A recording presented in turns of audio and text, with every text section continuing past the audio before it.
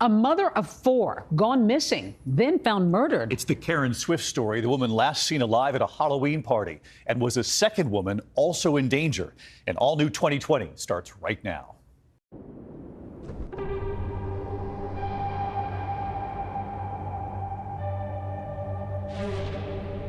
It was a really big deal. This beautiful blonde-headed lady comes up missing after a Halloween party.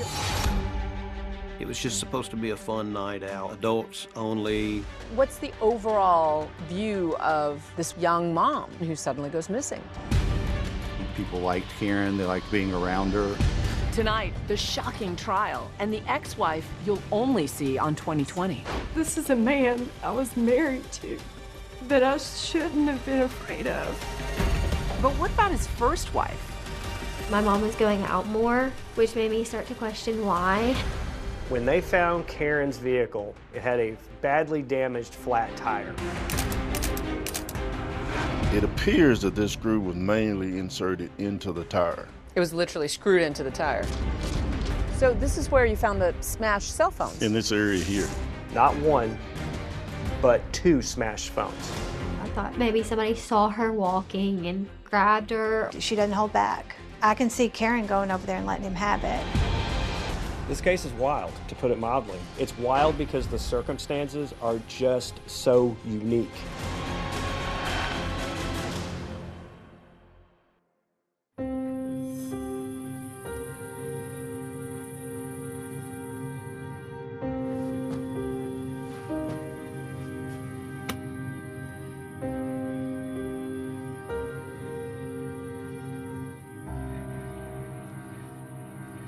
Karen Swift's Halloween costume was a very sexy black costume. Black skirt, black tights, black shoes, and she had a black, kind of a Mardi Gras type mask that she was wearing.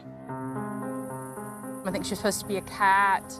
She had a skirt on. It was very form-fitting. So it was va-va-voom. It was.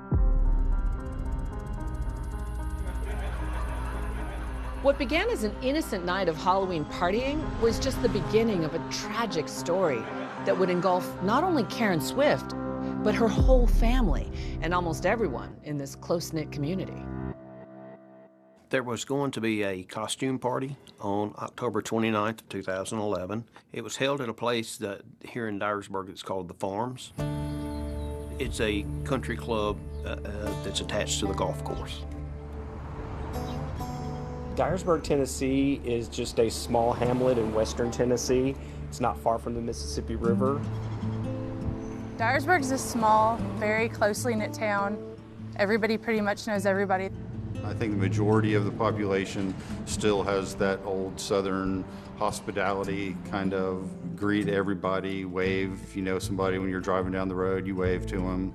There's only 38,000 people here. Most people have grown up here, lived here their whole lives. And I think that you take the word of mouth and you add the social media aspect to it now, and everyone is almost always in everyone else's business. 44-year-old Karen Swift marries husband David in 1989. Originally from Arkansas, they moved to Dyersburg, Tennessee with their family about 2 decades later in 2008. When I first moved to Tennessee, I really liked it. I enjoyed it. It was very peaceful, and getting to know all my new friends and, meet new people was fun. They didn't know anyone in Dyer County, and they made the move here, apparently for the schools. There are some good schools in this area. Together, David and Karen Swift had 4 kids, 2 boys and 2 younger girls, including their daughter Ashley. Growing up, my mom was very involved. She loved taking us to sports, dance, cheer. She just had that very caring and nurturing personality. She was just a wonderful mother. She would do anything for her children. They were number one in her life. They came before anything else. Karen was always kind of a fun-loving, bubbly type of personality. Tried to, even when things were not going particularly well, tried to keep a positive attitude. Her friends really liked her, and she had a lot of friends. So she was someone who was beautiful, someone who appeared to be happy with her life, and things appeared to be going very well for her. Karen was outgoing, gregarious. She made friends very easily. People liked Karen. They liked being around her. And on this cool, clear October night, Karen was headed out with her friends, while her daughter Ashley, who was 9 at the time, was heading to a sleepover at her friend's house. I remember I was staying at a friend's house, and my mom was going to a Halloween party with some of her friends, and my dad was going to stay home with my sister. Karen Swift went to the Halloween party with Bill Bona and Kathy Bona. The party was hosted by 15 to 20 different couples. The women kind of did all the decorations, put everything together. The guys just kind of showed up. And it was just supposed to be a fun night out. Adults only, dress up, have fun in a costume, and just socialize with one another. Karen arrived at the Halloween party probably around 8 or a little after 8 p.m. That night, Karen was in a pretty good mood. I mean, she was able to go out on the dance floor and talk to different people. People were drinking, having a good time. Music was playing. People were out dancing. Karen was walking around, talking to several people. I remember seeing her on the dance floor at least one time. And she left with Bill and Kathy Bona probably around midnight that night. And they went to McDonald's to get some French fries. So they went through the McDonald's drive-thru and then went home to Kathy and Bill Bona's house. While they're at Bill and Kathy's house, she gets a call from her daughter, Ashley. When we were starting to go to bed, I decided that I wanted to go home. I called my mom and asked her to come get me. Karen immediately told Kathy, I've got to go, my baby's sick, I'm going to go pick her up. So she did. She left, she went and picked up her daughter at a friend's house and then went home. By now, of course, it's around 1:30 in the morning, the next day, October 30th. On her way home, Karen texts her husband, David, to let him know she's heading back to their house. When she told him about going to pick up Ashley, he sent her a text response about the garage door is closed, come in the side door. And then they arrived back at the Swift home around 2 a.m. that morning. Karen goes to sleep downstairs, while her husband David is sleeping in a different bedroom upstairs. David did not get up until the next morning around 10 or 10:30 when the girls woke him up. It's now that the Swift family's entire world turns upside down. The next morning, Karen was not at home. The girls were the first ones, according to David, to tell him that their mother was missing. Remember, Karen and Ashley had returned home around 2 in the morning and went to sleep. But now it seems that sometime after that, Karen had somehow disappeared. Between the time of probably 10 and 11 o'clock, Kathy Bona, her friend, had been trying to call her. David Swift, her husband, had been trying to call her. And so now people are starting to get seriously worried that something's happened to her.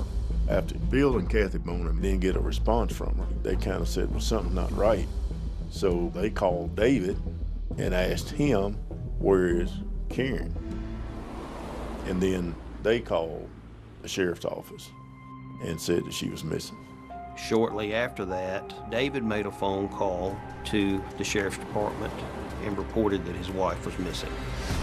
Karen's disappearance quickly became a mystery, and it would begin with the discovery of her abandoned car, a key piece of evidence that transforms this from a missing persons case into something far more sinister. So she shows up missing. There was a lot of different theories about what was going on. There were many clouds of suspicion.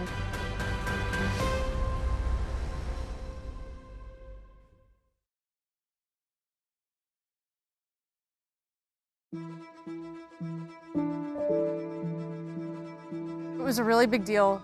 This beautiful blonde-headed lady, mother of 4, comes up missing after a Halloween party. Everybody was talking about it. The morning of Karen's disappearance, her car is discovered less than a half-mile away from her home. At the corner of Millsfield Highway and Harness in Dyer County is where the broken down SUV of 44-year-old Karen Swift was found. I saw the car sit there for a day or so. Karen's gone, and that's what's important, and we just want her to come back. You could walk to it. It wasn't that far away on the highway, and it was there with a flat tire. So that's a clue. Her car's there. Karen's vehicle was on the side of the road on Millsfield Highway right next to Harness Road. That's the road that Karen had lived on. Karen was not there. It was in a normal state. It was parked on the side of the road. It had a flat tire to the right side. The investigation revealed that it was a screw in the tire. Why would her car be up there? If she had come home, there was no one who said Karen walked home from up on the highway, so it would appear that Karen had left. But it wasn't very far for her to suddenly get a flat tire either. Investigators believe that the tire had been manually deflated and that the screw had been intentionally inserted into the tire. Which begs the question, did somebody put it there on purpose to leave Karen stranded? When we observed the car, we noticed a screw in the tire. If you look at this very closely, it appears that this screw was manually inserted into the tire. It was literally screwed into the tire. Literally screwed into the tire. And my theory was right once we sent it off for forensic analysis. It was mainly placed in that tire.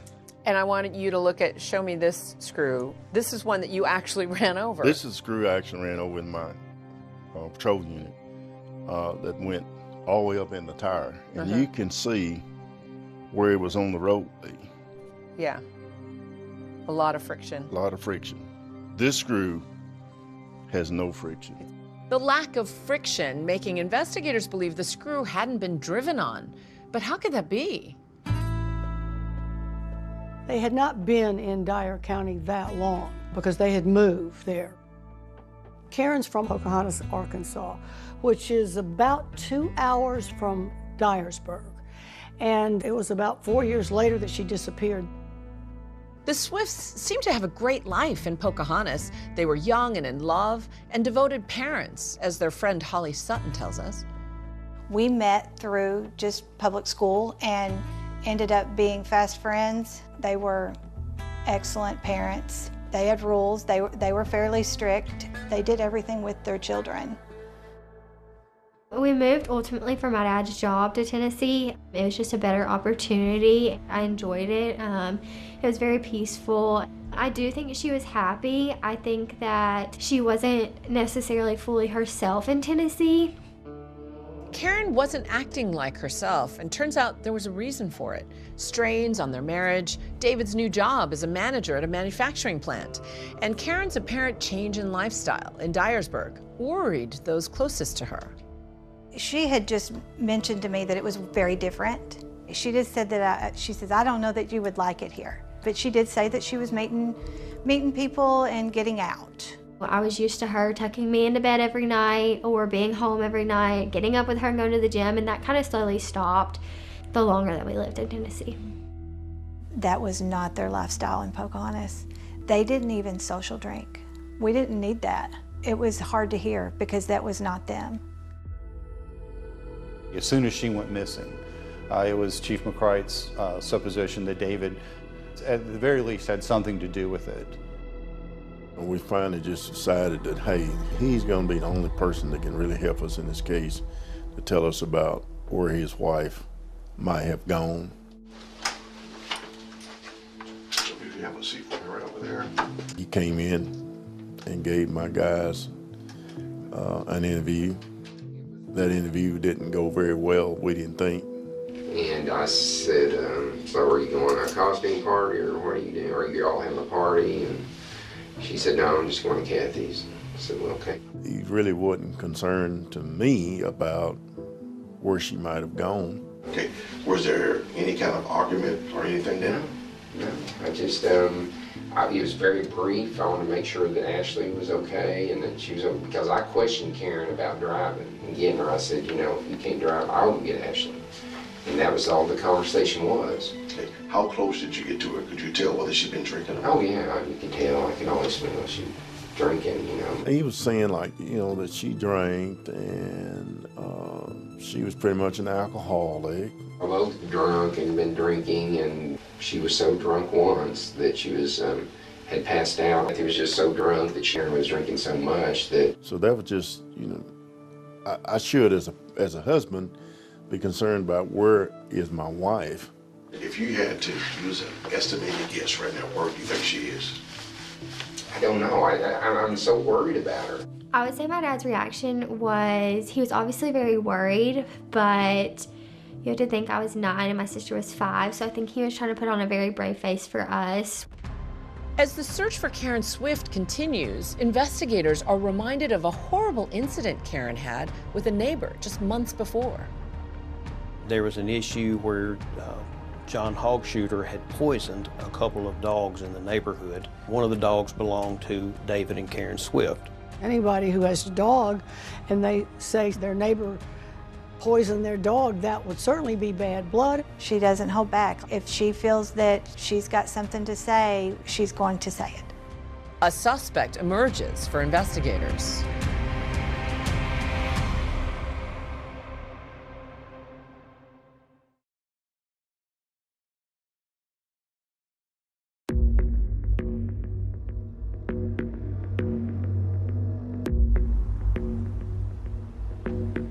As the search for Karen Swift continues, investigators cast a wide net for suspects and leads. There was a man that she had met at a concert about 20 miles from Dyersburg across the Mississippi River. It never grew into a full romantic relationship. It was more of an acquaintance. I think they talked on the phone a few times, maybe sent text messages back a few times, but it never developed any further than that. His last text to Karen was, she told him that she was at the Halloween party, hanging out with some friends. And his last text was something essentially, great, text me sometime, I'd love to take you out to dinner. And we quickly concluded that, you know, obviously it didn't sound like somebody who was obsessed, and he was ruled out as a suspect. Found out where he was at the time of her disappearance, and that alibi checked out. But investigators have another possible lead to follow as they learn of a terrible conflict between Karen Swift and one of her neighbors. John Hogshooter lived across the road, diagonal from their residence. Catty-cornered, probably not more than 150 feet from their home. Mr. Hogshooter had previously had a criminal matter charged against him regarding some sort of issue with one of their dogs. He had gained some notoriety in the neighborhood. He's kind of a rough around the edges fella, generally. There was an issue where John Hogshooter had poisoned a couple of dogs in the neighborhood, and one of the dogs belonged to David and Karen Swift. He put some poison, some sort of poison concoction out on his property. One of the Swift's dogs got into the poison and was also sickened. The Swift's dogs did not die. On October 7th, Karen actually went to this man's house to confront him about her dog being poisoned. John was eventually charged with animal cruelty in that case, and he actually pleaded guilty.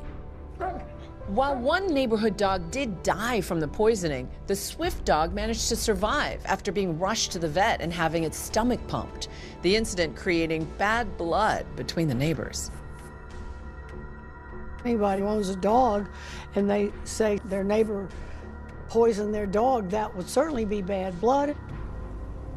I know Karen and the Hogshooter guy, I knew of the fight they'd had. She doesn't hold back.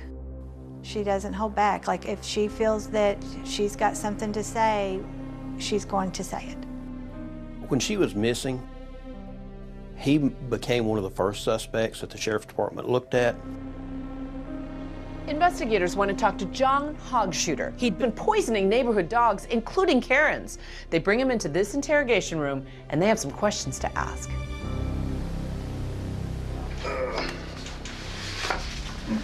General, what I want to talk to you about, I'm going to just shoot straight from the hip. Are you aware of what's going on out there where you live? Yeah, I'm well aware of what's going on out there. What I'm trying to do is clear people. And I know that the incident that happened with the dogs out there, I know all, about that because of the prior investigator that had been working that case. What I'm trying to do is find out your whereabouts on the 30th on that Saturday. We interviewed John and asked him that he, of course, we've been beat about the dogs, but we wanted to know, did he know Karen? His memories of Karen Swift differs from what others have said about the tension between the two of them. What we want to do is make sure you had no involvement in Karen's disappearance. I don't know. The only way I even seen a picture of this lady is my wife showed me a picture of her. I was like, oh, is that what she looks like? The only other time I've ever seen her is out mowing her grass in the summertime from my house. Had he ever had any contact with Karen? Had he spoken with her? What kind of involvement had he ever had with Karen or David or anybody else in that neighborhood?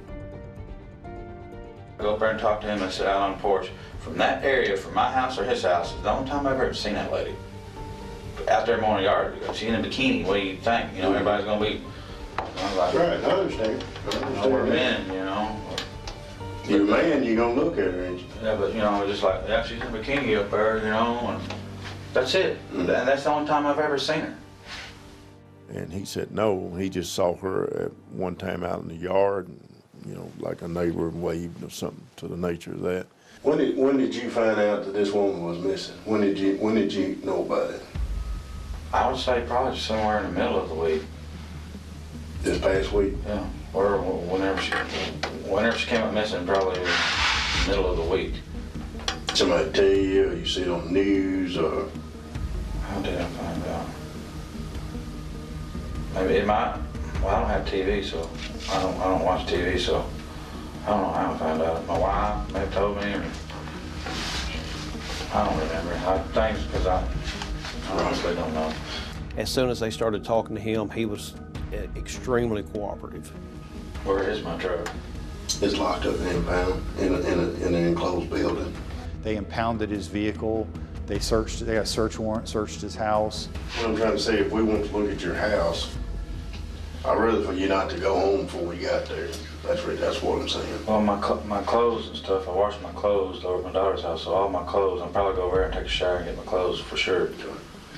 I can't even get in because my keys in the truck. There's a gold key in where the ashtray thing goes right there. There's a gold key. That's the only way I can get in and get my clothes to. Okay. He's very relaxed. He wasn't tense about it. It was obvious that, he wasn't nervous. I thought it was a good interview. There was no evidence in the end that pointed that John Hogshuter had any knowledge of this at all.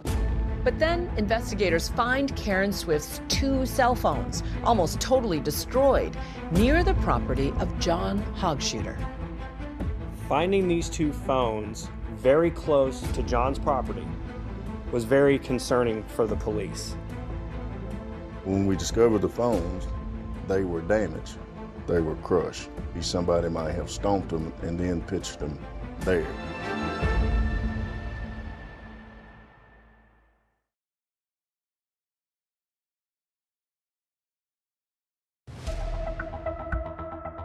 So you've got the investigators. They don't know where Karen Swift is. They know she's missing. Her phone was not in her car. They didn't see it around the car, so they start searching for the phone. So we decided we were going to do a grid from where her car was found back to the house.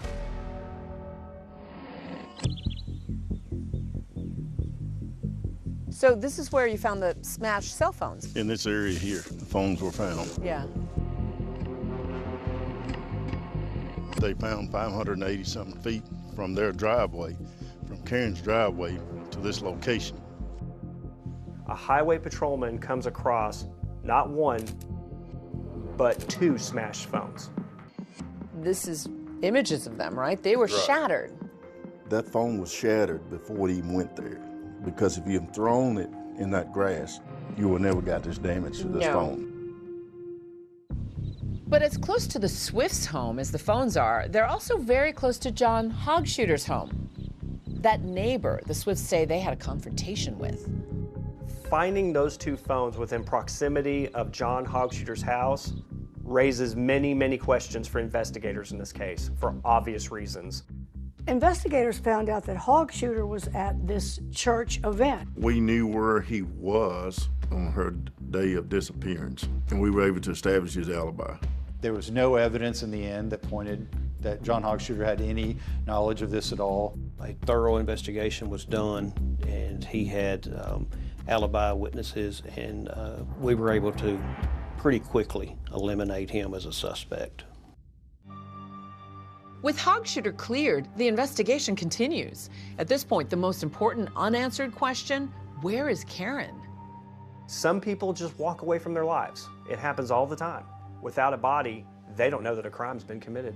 We constantly relied on getting them to the media. Of course, the sheriff would make press releases, social media. Everybody knew that we were trying to locate her. There's a landmark in Dyer County, and it's a large cross where you can see it from a good distance. And near that, within a few hundred feet, is a cemetery. Bledsoe Cemetery is very spread out. Some of the headstones there are over 100 years old and even older. It's a very rural area. A local pastor and a congregant were in Bledsoe Cemetery on December 10th examining overturned headstones. And as they're surveying this type of damage, they notice a human body part coming out of some kudzu bushes. Karen Swift has been missing for 6 weeks at this point. The police arrive and head to this nearby area full of kudzu. Kudzu, they're vines, and kudzu can cover everything. It can cover very large trees and hang down. Kudzu can cover everything that it crawls across, and it crawls across almost everything. And this is the kudzu that was... This is the kudzu area. And all of this was in kudzu. Every bit of this was in kudzu. So it was hiding everything here? Yes, and the body was found somewhere in this area, maybe near that tree stump. The body was so badly decomposed, it was hard to tell how long it had been there. One thing was very clear, though. There was almost no way that this person just wandered off and somehow found themselves underneath these bushes and then somehow died. They certainly have an indication that it's a female, but they're not positive that it's Karen Swift. The body was found with just undergarments on. Yes. What does that tell you? Well, it lets me know that she did not leave the house dressed like that. The body is sent to the medical examiner, and dental records make the identification official. It is indeed Karen Swift. We went to the home to make the death notification. And we told David that we had found Karen. And his very words were, "You found it." You know, and we all, like, we found your wife, Karen. You found it. I don't have any audio or statement that backs that up, but I don't know that that statement proves anything. I know that the officer was trying to make something of that, but it's, in my opinion, not an admission or anything other than you found it. The 44-year-old's body was found near Bledsoe Cemetery, just 2 miles from her Dyer County home. Police identified Swift's body Sunday using dental records. They're not saying how she was murdered. No suspects have been named. Maybe it was just my dad who sat me down and told me that they found my mom, but I remember my dad being kind of very calm. He explained it in a way of mom's not coming back home and this is a new reality. And I think that he was trying to say it in the best way possible, but there's not really a best way possible to say that. It was one of those days where you just go numb and you just cannot believe that this is what it came to. And why? I was very upset when her body was found because of the kids and also David. And he was wondering what in the world could have happened. I thought maybe, you know, maybe somebody saw her walking and, you know, grabbed her or things like that. But the more I thought about it, I thought there had to be a little bit more to it. The autopsy revealed that the cause of death was blunt force trauma to the head. One thing that we were not able to tell was whether there was strangulation involved. Investigators may not be certain how, but they are now convinced Karen Swift was murdered. As they try to figure out who did it, what did they find under a spare tire?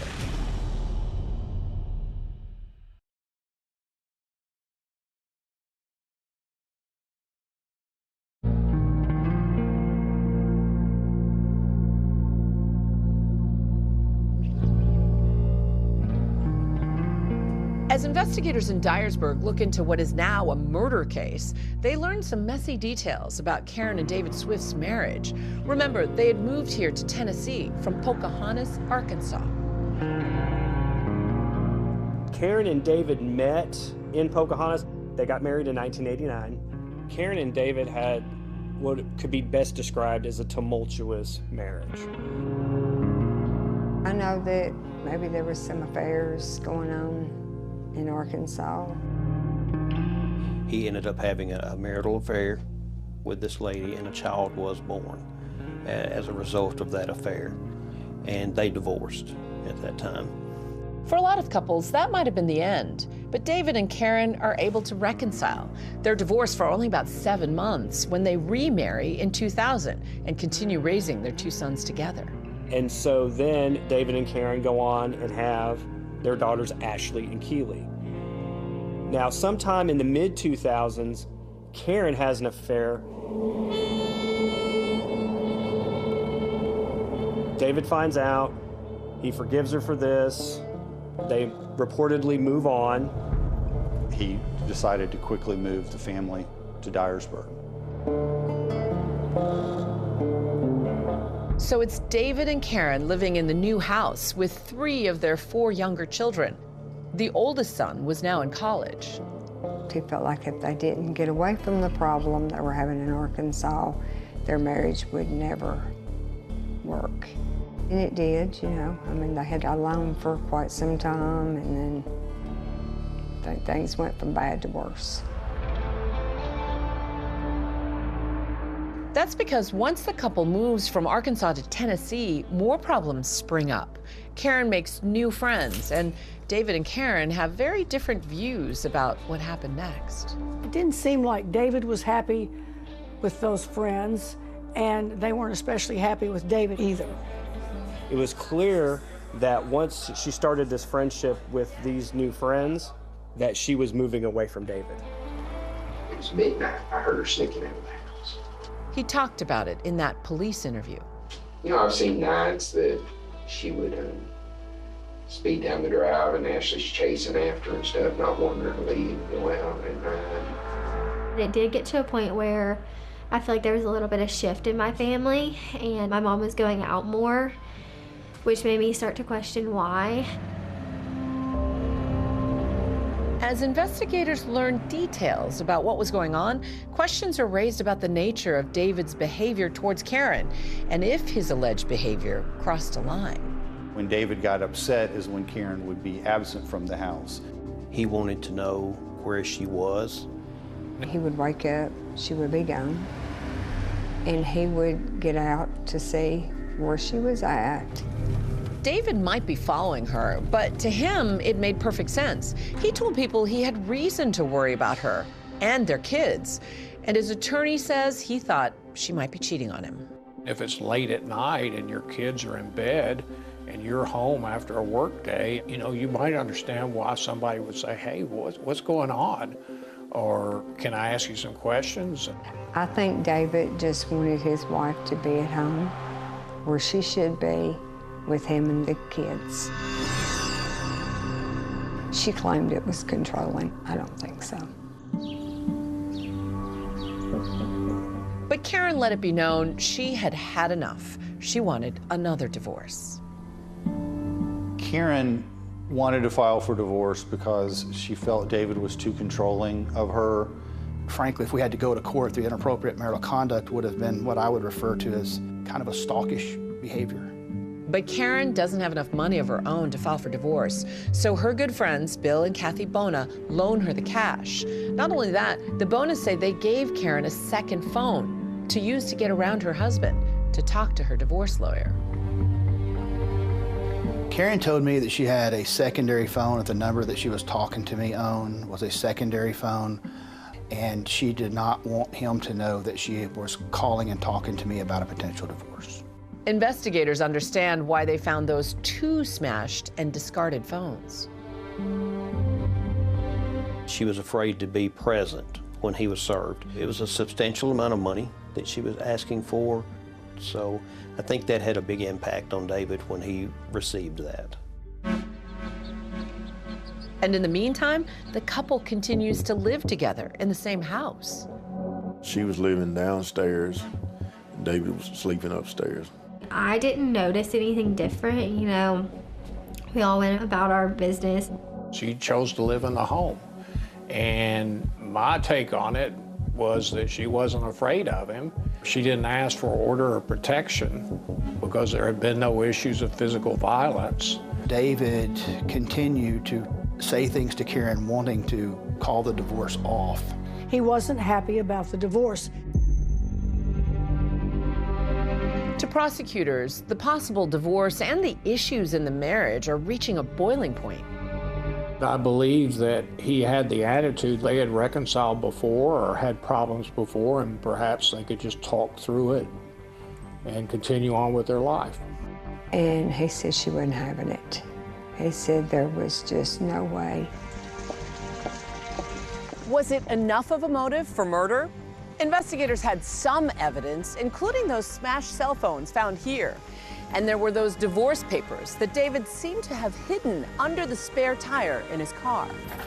This here is not adding up, because if I'm getting a divorce, why do I need to hide them in a car, in the trunk, under a spare tire? I don't have an explanation if he had just stuck them there or if he had inadvertently set them there. It was only 20 days after she filed for divorce that Karen went missing. To investigators, it's a lot of smoke. But the truth is, there is simply no hard evidence linking David Swift to the crime. And the district attorney general in office at the time is not willing to charge him. I think he was concerned that you only get one chance to try the case. For more than a decade, the town wonders, is there a killer walking free? Then in 2022, finally, an arrest. Give me a thumbs up if you can hear me. And I got a chance to talk to that man from behind bars. Did you ever feel like you had a cloud of suspicion over you? Am I talking with the killer? And another woman emerges with a harrowing account. How would what she says affect the Karen Swift case?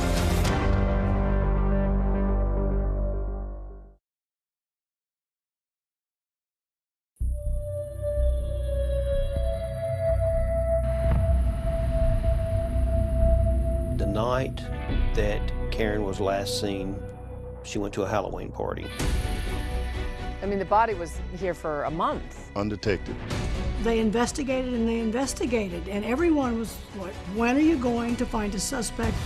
The story of the same man, but two different women. One of them killed, one of them claiming she was stalked. And there he was, in my backyard, in the middle of the night. This is too much. The exclusive interview you'll only see on 2020. They told me that my dad got arrested, and in that moment I was like, for what?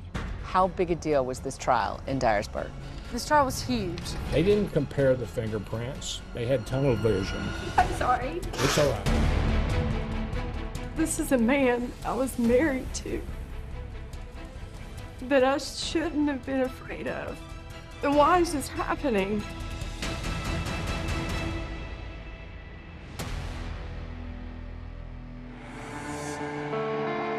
Today we've intensified our search. We have combed through the areas again. Karen Swift is a 44-year-old housewife, mother of 4 in Dyersburg, Tennessee, and she disappears in October 2011. Her car turns up not far from her house. Car was locked, secured. There was no signs of foul play in the vehicle. It was puzzling. I really didn't know. I didn't know what to think. So after Karen goes missing, the police talk to her husband, David. I just ordered to come home. And they learn that there are serious problems in the Swift marriage. Well, have you filed for divorce? She filed on the 5th. 6 weeks after she disappears. The body was found somewhere in this area, maybe near that tree stump. Karen Swift has been found. Police identified Swift's body using dental records. For the Dyer County Sheriff's Office, this case turns into a murder investigation. But they don't have enough evidence against Karen Swift's husband, David, or anyone else for that matter, to make an arrest. For more than a decade, there seems to be a question that lingers in... Of course, had a regular caseload. It wasn't something that we could just drop our normal caseload and start going through. By then, David Swift has left town. He has a whole new life and a new wife, Kelly Essman. Single Christians, good news.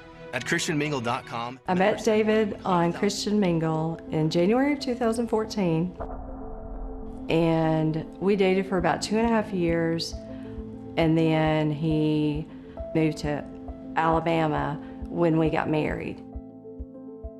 My relationship with my dad during this time period was very good. He made sure that we still had as normal as a childhood as we could, even into our teenage years, you know. He did start telling me a little bit about Karen and the fact that she had come up missing. He actually asked me to run a background check on him, and the background check comes up clean. You know, none of the news stories showed that he was a person of interest. They didn't say that he was a suspect. It was okay. I think they had a wonderful relationship. Everybody got along. It may have started out that way, but Kelly says cracks started to form in the marriage over parenting issues. And she says David never wanted to discuss her concerns. Over the years, she says it grew worse and worse. There were challenges, and with all blended families, there are, you know, and that's where it started going downhill. We both went to therapy. So I finally just decided I can't go back. This is too much. He finally said that he would file for divorce. But they have no idea that back in Dyersburg, there's been a break in the Karen Swift investigation, thanks to something completely unrelated, the COVID pandemic.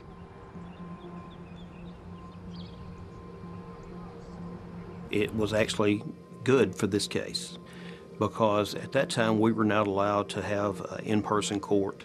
We were not allowed to have jury trials, so we had a lot of time that was just downtime in the office. We were alone in the office for, I want to say it was around 6 weeks. Looked at every page that was compiled by the Sheriff's Department. And that's how the case basically was rejuvenated, and we started back with a lot more detail looking into it. We just basically came to the same conclusion that, yes, David Swift did it. We noticed maybe that there were a few things that we would like to have to prosecute the case that were not there. In particular, they say they want information stored on Karen Swift's cell phones, found smashed not far from her home. After a year of trying, experts can't recover that data, but prosecutors say they do come up with more digital evidence from David Swift's computer. In the days and weeks after Karen vanished, they found that her husband had been visiting all of these multiple dating sites. Why is David looking at dating sites when she hasn't even been found? David Swift's lawyer claims other people in the house may have been using that computer and accessing those sites. The prosecutors decide they have enough to take the case to a grand jury. David Swift is indicted. We would never take a case to trial that we did not feel like we could be successful with prosecution. And at that point, we felt that we could. An arrest has finally been made in the 2011 murder of Karen Swift. David Swift was arrested today in Alabama, where he was living with his new wife. David Swift is charged with premeditated first-degree murder. He was shocked. Swift is brought back to Tennessee, where he later pleads not guilty to first and second-degree murder and manslaughter. The sheriff posts on Facebook, "Today is a good day for law enforcement." David was always a suspect because all the evidence points to him. Certainly it was enough evidence to take him into custody and bring it to trial. Every rumor, every piece of information that came in, we followed up. No one else had a motive. No one else had the opportunity, and he had all of those things. They told me that my dad got arrested, and in that moment I was like, for what? What could they possibly have that they arrested him for? Something that happened so long ago. I think they just wanted to make an arrest to say, we got somebody, because they were getting so much flack from people. There was nothing groundbreaking, no scientific evidence or anything other than what was in the file. Now, I'm not saying that Danny Goodman or his office did anything unethical or improper, but sometimes when pressure is applied or pressure is present in a situation, decisions get made, and we just disagreed with his decision to charge David Swift. I remember getting that first phone call from him after he was in the jail, and I remember his first words were, you know, they weren't about him, they were about us, and that everything was going to be okay. I spoke to David Swift in a jailhouse interview. David, because this is the moment to clear the record, did you kill your wife? No, absolutely not. She wasn't afraid of me one bit. We never had no domestics, no violence. Because of the pending criminal charges, Swift says he couldn't talk about the details of the case, but he denied any violence in the marriage. So you said no domestics, meaning you never hurt Karen? Never. Never raised a hand to her? And on no female, ever. And I sure wouldn't do it to my wife or the mother of my children. But, you know, I loved her. And I still love, you know, her today. But before he goes on trial, accused of killing Karen, a truly shocking development. New details emerge about David Swift's alleged behavior with another woman, and he faces another criminal charge.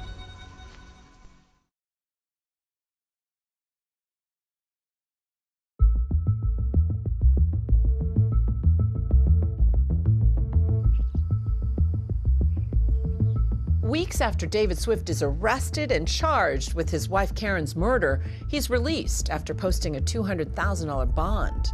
But in a truly wild turn of events, Swift's legal troubles follow him home to Alabama, where he faces accusations of stalking, this time from his estranged second wife, Kelly Essman. I was not afraid of David during the marriage.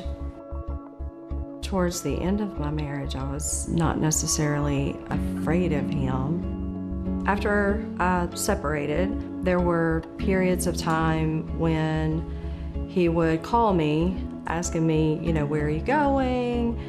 You know, I would tell him Hobby Lobby or, you know, just a Target or whatever. And he always seemed to be calling exactly when I would be going to that place. After David's arrest, Kelly claims she found proof that she was being followed and filed for an emergency restraining order. Kelly alleges that in the midst of all of this turmoil with David, that she came into some information that he actually had purchased a tracking device. And right then I knew that's how he knew where I was going. So I knew there's a tracking device somewhere on my car. And we did find the tracking device. Kelly also claims in her motion that David started reaching out to her, sending repeated messages via text and email. I repeatedly asked him to stop. It started with us trying to work out the details of the divorce, but it turned into a lot of random harassing emails on various topics. Kelly files for that emergency restraining order. reporting that she was afraid for her safety, that she believed she may be in danger, and that David's stalking and harassment had become egregious. The judge made no findings on those claims, but the restraining order was granted. I wanted him to leave me alone. That's all I wanted, just leave me alone. Even with this new wife that he had and got a divorce, his MO was the same, following her around there in Alabama. Karen and her friends and family said that David often would follow Karen around, that he was monitoring where she was at, that David would call her. He even told us he followed her to a local store and got into the back of the car. As for Kelly, she filed a police report after she claimed David's alleged harassment continued. In coordination with Alabama authorities, investigators back in Tennessee check up on what David Swift has been doing. When he was put on a bond, the judge allowed an ankle monitor to be put on him. That brought to light data showing that he had been to her house on several occasions and following her. And the sergeant calls me, and I'm like, how's that possible? That he knew where I was going. And he said that we think he's got a tracking device on your car. And I'm like, again? Police pore over Kelly's car looking for a tracking device. They don't find one, but Kelly says she does find something chilling on her security camera system, which 2020 was able to obtain. I pulled up the feed from that night, and there he was in my backyard in the middle of the night. He had to drive 40 minutes one way to get to my house. And at one of the times he saw him at my house was in the middle of the night for an hour and a half. When I see the video, that's when I become very confused, fearful. And why is this happening? Why is he doing it? I didn't give him any reason to. This is a man I was married to, that I shouldn't have been afraid of. David's charged with felony stalking in Alabama, and his bond in the Karen Johnson Swift murder case was revoked. Things moved pretty quickly after that. After they got the indictment, they arrested David Swift. There are pictures of him getting in the car. With his bond revoked, Swift is brought into custody and sent to Tennessee. He's been charged with stalking down there. They're going to handle those charges once we dissolve this case here. David Swift has yet to enter a plea to the stalking charge. His lawyer handling the case hasn't responded to 2020's request for comment. With Swift sitting in jail, attention turns back to his fast-approaching trial for Karen's murder. The case is big news in a small town, and both the prosecution and the defense are about to pull back the curtain on the Swifts' private lives. Did anyone have no clothes on in the hot tub? What exactly was going on at those hot tub parties? And what did they have to do with Karen's case?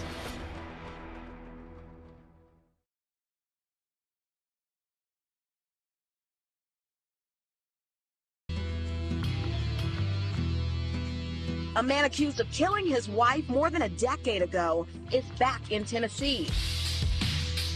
We'll bring you inside of the courtroom as both sides prepare for trial.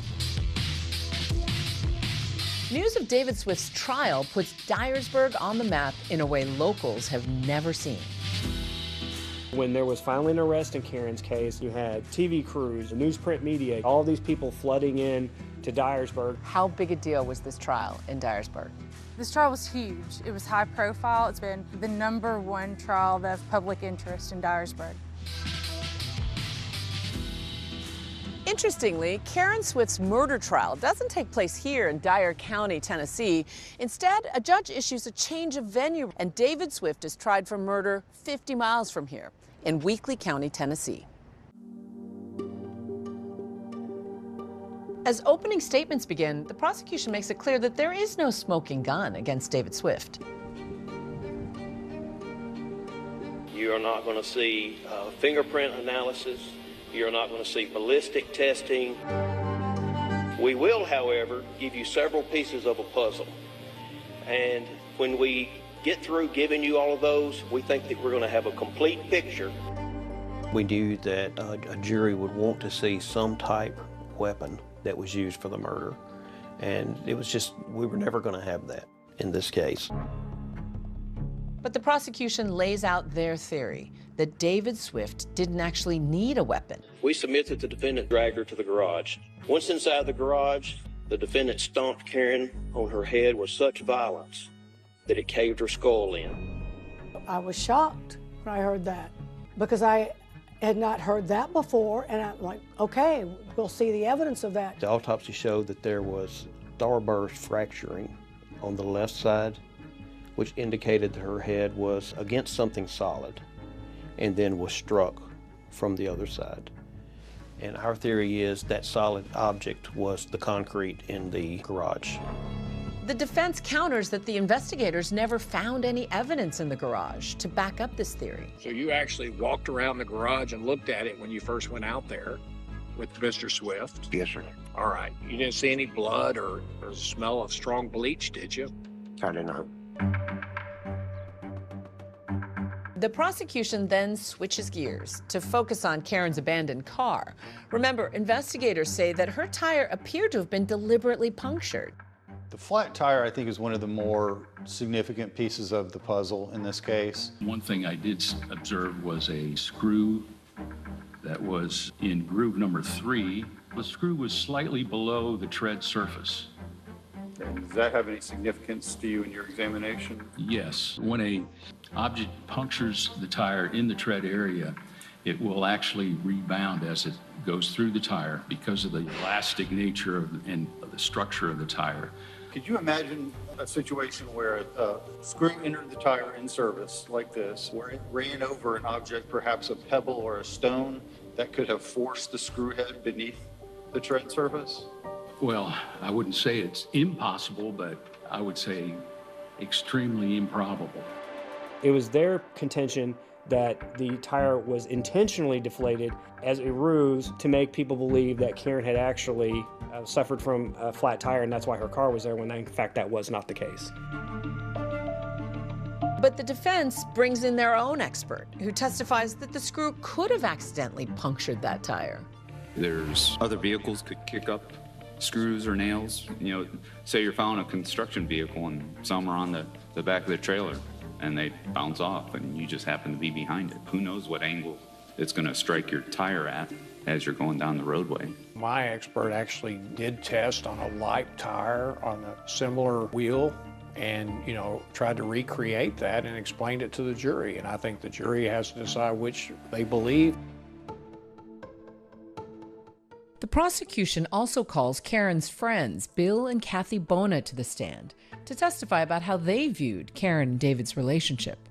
She finally started taking action when she started getting the confidence to say, I'm just done. I can't do this anymore.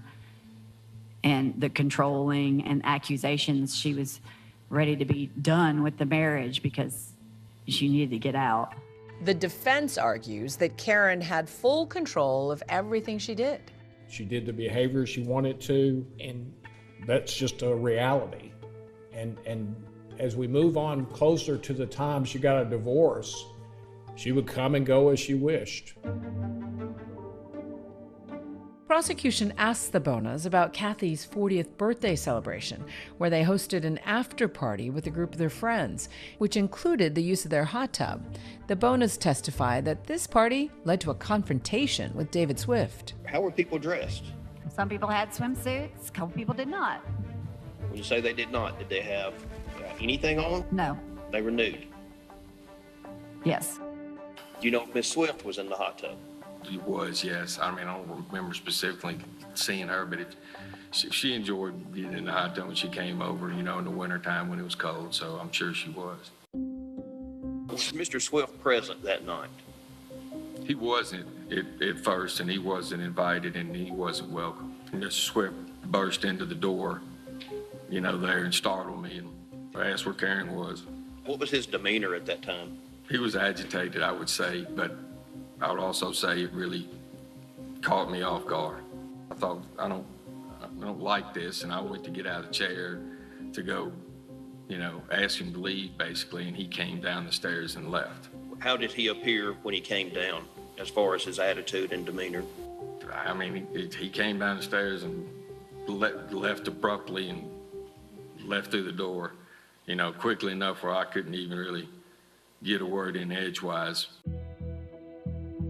The prosecution plays David's full police interview in court, where he confirmed that he would sometimes follow Karen to the Bona's house. Karen started sneaking out of the house, and she would go to be with Kathy and Bill. And when you say go to be with them, what do you mean, go to party with them, go party and naked in the hot tub in the backyard? There was a lot of information about the hot tub parties and all of that, so it kind of verified the rumors that were going around that something somewhat wild was going on. And there is key testimony still ahead as one emotional witness makes waves. We're going to call you next witness. Ashley Swift. And David's own daughter prepares to testify at her father's trial. What will she say when she takes the stand?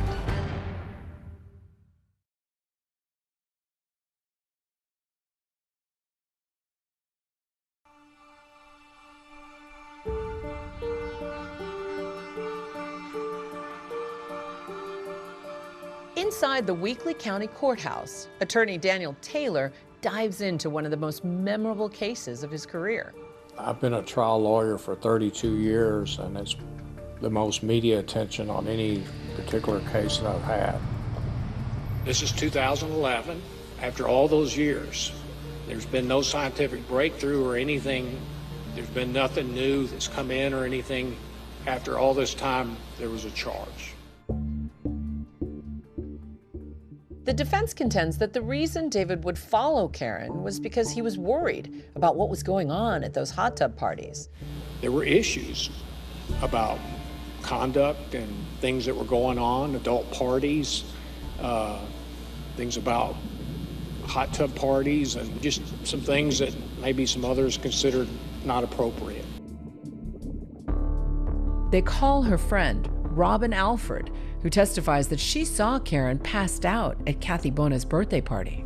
Did you see Karen Swift leave the hot tub and go into the house? I did. I witnessed her get up. She looked to me as if she was hot and woozy kind of feeling when I walked in, and I witnessed her laying on the floor. Did you, were you aware whether or not when you first met the Swifts that they drank alcohol or not? Karen never drank before she come to Dyersburg, never.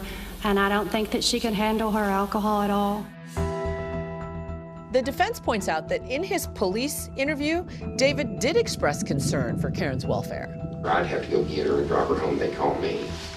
And so I was always concerned and worried about her. There was several times I found her in compromising situations. And I did get upset. I said, Karen, please, why are you doing this? The defense was simple.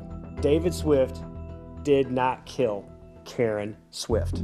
They said it could have been a random act by somebody who was just passing by, either in a car or on foot. They didn't compare the fingerprints. They just tested David Swift. They had tunnel vision. The defense also argues that David had a serious knee injury affecting his mobility, so he wouldn't have been physically able to dispose of Karen's body.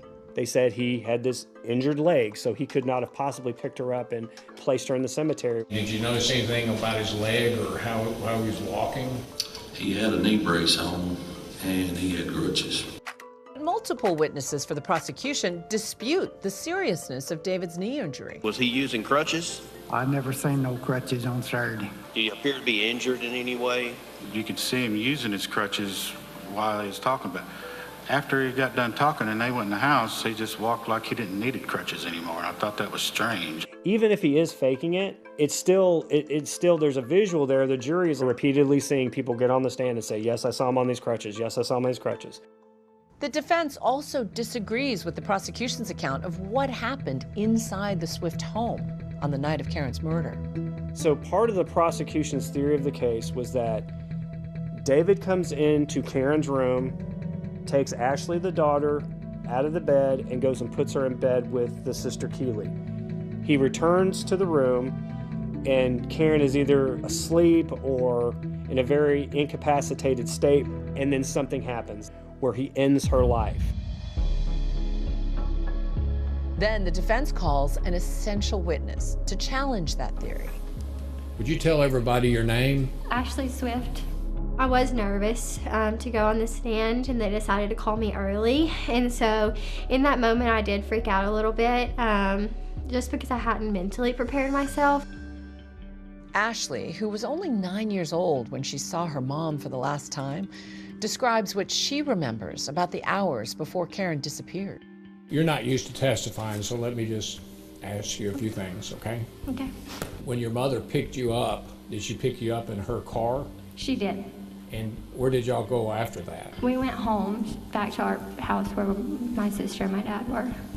And do you recall getting out of the car or going to the house?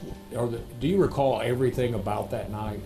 Yeah, we came into the house and we went to sleep in her bedroom. I didn't really prepare for trial.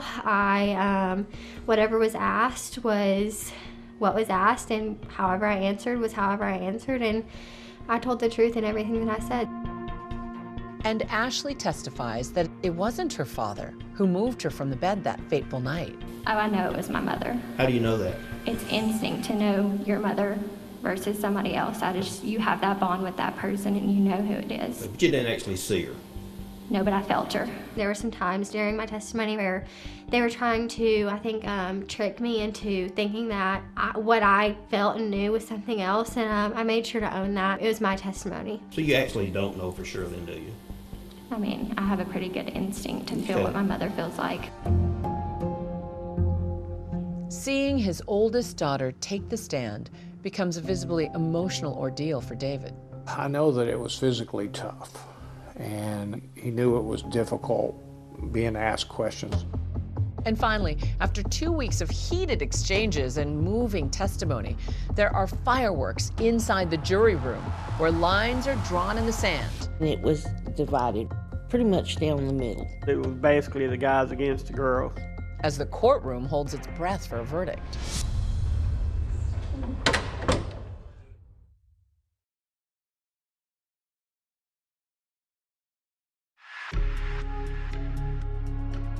After 6 days of emotionally charged testimony in David Swift's murder trial, it was time for the lawyers on both sides to make their final plea to the jury. Karen and David Swift's marriage ended sometime around 3:30 a.m. on October 30th, 2011. Sadly, it didn't end the way Karen had envisioned it might when she filed for divorce earlier that month from David.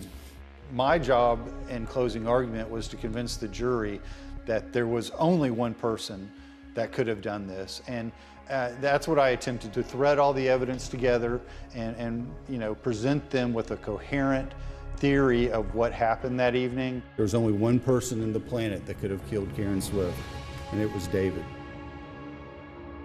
How do you think the prosecution did in presenting its case to the jurors? I think that General Goodman had a very, very difficult case.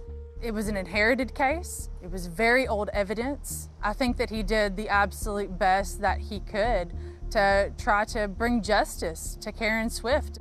The prosecutor said that he would put the puzzle together, but the puzzle was incomplete. And so that's exactly what I argued. And that his version of the offense and what he claimed happened was incorrect or inconsistent with what was proven. There is no proof to support the state's theory in this case. You have heard all of my questions. You have heard all of the witnesses. The state said that this was a puzzle that they would put together for a complete picture. There is no complete picture. In order to return a verdict, it is necessary that each juror agree thereto. Your verdict must be unanimous. As it was going to the jury, we all kind of sat around and a bunch of family friends showed up, and we were sitting there trying to figure out, oh, what if the jury's saying this? What if they're saying that? But we really didn't know what was going on in that jury room. We started deliberating. Why don't you think he's guilty? Why do you think he's guilty? We took an initial vote just to see where everybody was, and it was divided pretty much down the middle. It was basically the guys against the girls. According to juror David Liggins, some of those male jurors felt there just wasn't enough evidence to convict David Swift. If you stomp somebody's head on concrete good enough to fracture her skull like it was fractured and busted, and then he can beat every law enforcement and science in the state, I don't believe that's possible this day and time. No physical evidence. But for other jurors, they say David Swift's behavior towards Karen couldn't be ignored. In my heart, I really thought he did something when he knew where she was at and what she was doing, because he was following her. That made me think that, yes, he did something. As the jury was deliberating, things were very tense, and you could sense the tension minute by minute. I actually was not surprised that the jury was deliberating as long as they did. Anytime you have a circumstantial case, you're going to have a lot of discussions, you're going to have a lot of opinions. When the jury went out, it was tense on both sides. Both sides were just waiting. You have no choice other than to talk to your client, talk to his family. And so he obviously was nervous, and it could mean either him going home or either him staying, in custody. After hours of fruitless deliberations, the jury tells the judge they were unable to reach a decision. He instructs them to keep trying. After 10, 11 hours, you're getting tired. Mentally exhausted. Everybody was so tired. They couldn't reach a decision, so they stayed and they went home, and then they came back. It got a little heated, but anytime you got difference of opinions, it's eventually going to get a little heated. Finally, after 2 days of deliberation, the jury announces it has reached a decision. When we walked back in there, everybody was looking, of course. They're going to see if they can tell whether you voted not guilty or guilty. Anybody would have voted like we did. But I do remember looking out in the gallery. I saw one lady, she was shaking, and the longer it took, it was obvious to me that she was becoming more nervous, and this was pretty much the scene inside the courthouse. I just prayed we had done the right thing. Madam Foreperson, has the jury reached a verdict in this case?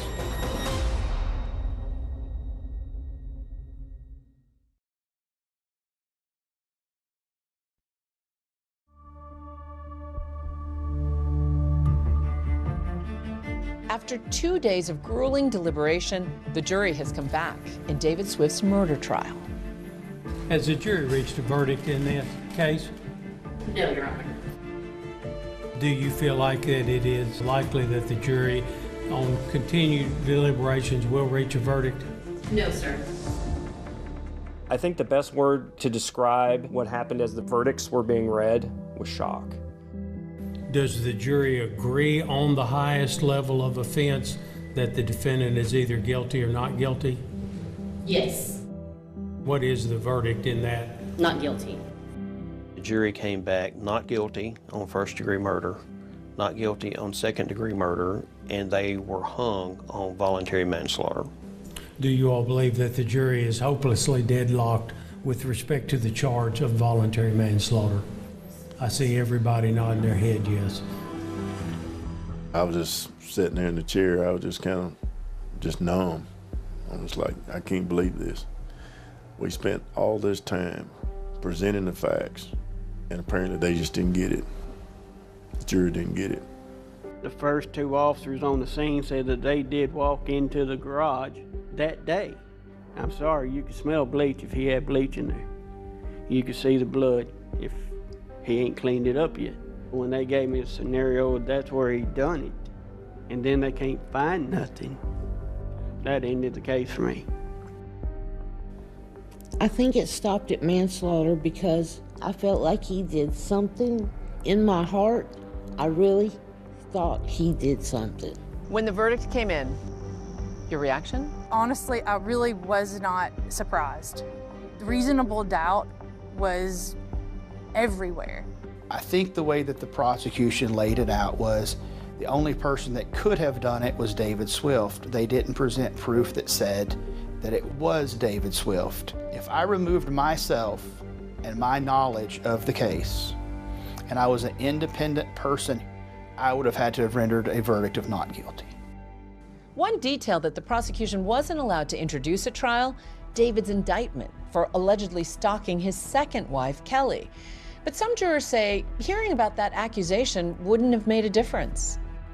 The only thing, in my opinion, that would have changed my outcome was the scenario the prosecution gave. Yes, that woman was beat to death, but they can't convince me that David done it. Let me take you to the penultimate moment, which is, what was it like to hear the jury say not guilty? Man, it was great. I thought, finally, it was overwhelming. Although he was acquitted of murdering Karen, David Swift's legal ordeal is far from over. He's still facing that charge of stalking his second wife and remains in jail as he faces retrial on that voluntary manslaughter charge. I'm disappointed that the jury didn't reach a decision that I thought they should as to all the offenses. And that's the jury system. And that's why we'll have a retrial. We were confident going into the first trial. We're equally confident for a second trial. And I think that it's something that we can't give up on. It's just something that we have an obligation to do. I'm not really sure what you expect to get out of a retrial when we've already seen the presentation of all this evidence before, and everybody has pretty much already formed a decision on it. And today, 13 years after her mother disappeared, Ashley Swift, Karen and David's daughter, still steadfastly believes in her father's innocence. Moving forward, I'm not exactly 100% sure what's going to happen. I hope that we can get my dad home soon. He is currently sitting in jail for something that, he shouldn't even be in jail for. David has missed out on a lot of special things. He has missed the birth of a grandchild, his daughter's graduation from dental hygiene school, his oldest daughter, Ashley. He has missed Keely graduating high school. What does justice for Karen Swift look like? I think that in a situation like this, I think that we have to unfortunately reconcile with the fact that there may not be justice. I will always remember Karen, and I think everybody should remember Karen by her love for children, that she was a great mother and she was a great friend. I think one of the things I want people to know most about my mom is she's a very caring and nurturing person, and she would do anything for any of us kids or my dad. I would love to have my dad around again and, really fight for justice for my mom.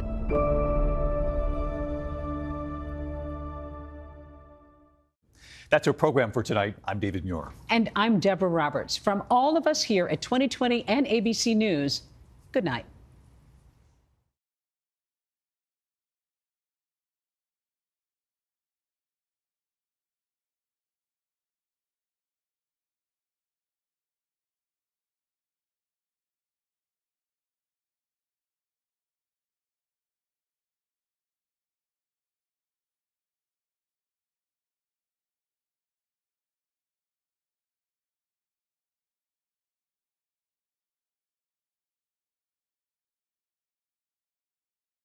A larger-than-life businessman gunned down in his office. But will the discovery of his secret double life lead to the killer?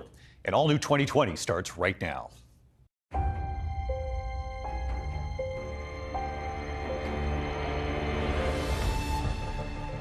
So in broad daylight, a man is shot dead in his place of business on a busy street.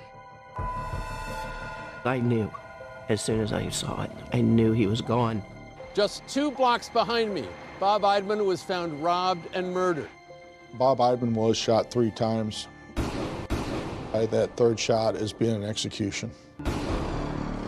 I just all the way there saying, no, no, no, no, no, no, no, no, no, no, no, nobody, nobody. There were just floods and floods of police cars coming in and just total chaos. We're with the Major Case Squad. They only have 5 days, so the clock is ticking. Diane found out on the site that her husband had been murdered. Yes, she did. She makes this statement, something like this has happened before.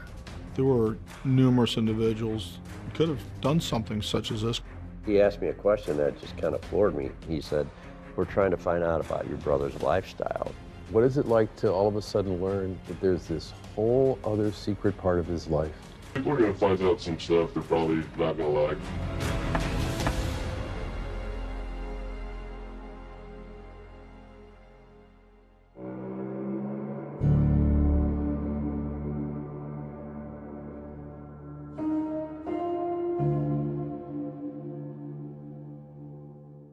June 8th, 2007 was a typical day in St. Charles. It was a sunny day, and I was proceeding southwest here on First Capitol Drive. So it was about to break 80 degrees on this Friday morning around 11 a.m. And as Officer Dean Meyer's patrol car is making its way toward Interstate 70, a mail carrier was on her rounds too. This security video showing her dropping off mail at a strip mall grocery store, then driving her truck a few doors down to enter the office where Bob Eidman sold car insurance. Nobody heard her first scream. Our mail carrier was running up the street, and she was flailing her arms, and she was yelling for the police. Deborah Kennedy was the first person to hear those desperate cries and tried to catch up with her as the mail carrier ran into traffic on the busy road before Officer Meyer spotted her. I saw the mail carrier running up the hill with the phone in her hand. Stop, please stop! There's a man, I'm delivering the mail right now, he's lying on the floor with blood all over him. I asked what's going on, and she said Bob was laying on the floor and he had blood on his face. And she tries to investigate what's going on. She goes into Bob's office and gets the shock of her life. I went inside to see if I could help him. And when I walked in, there was plenty of blood. I watched his chest didn't move. I knew as soon as I saw it. I knew he was gone. Let me breathe for a second.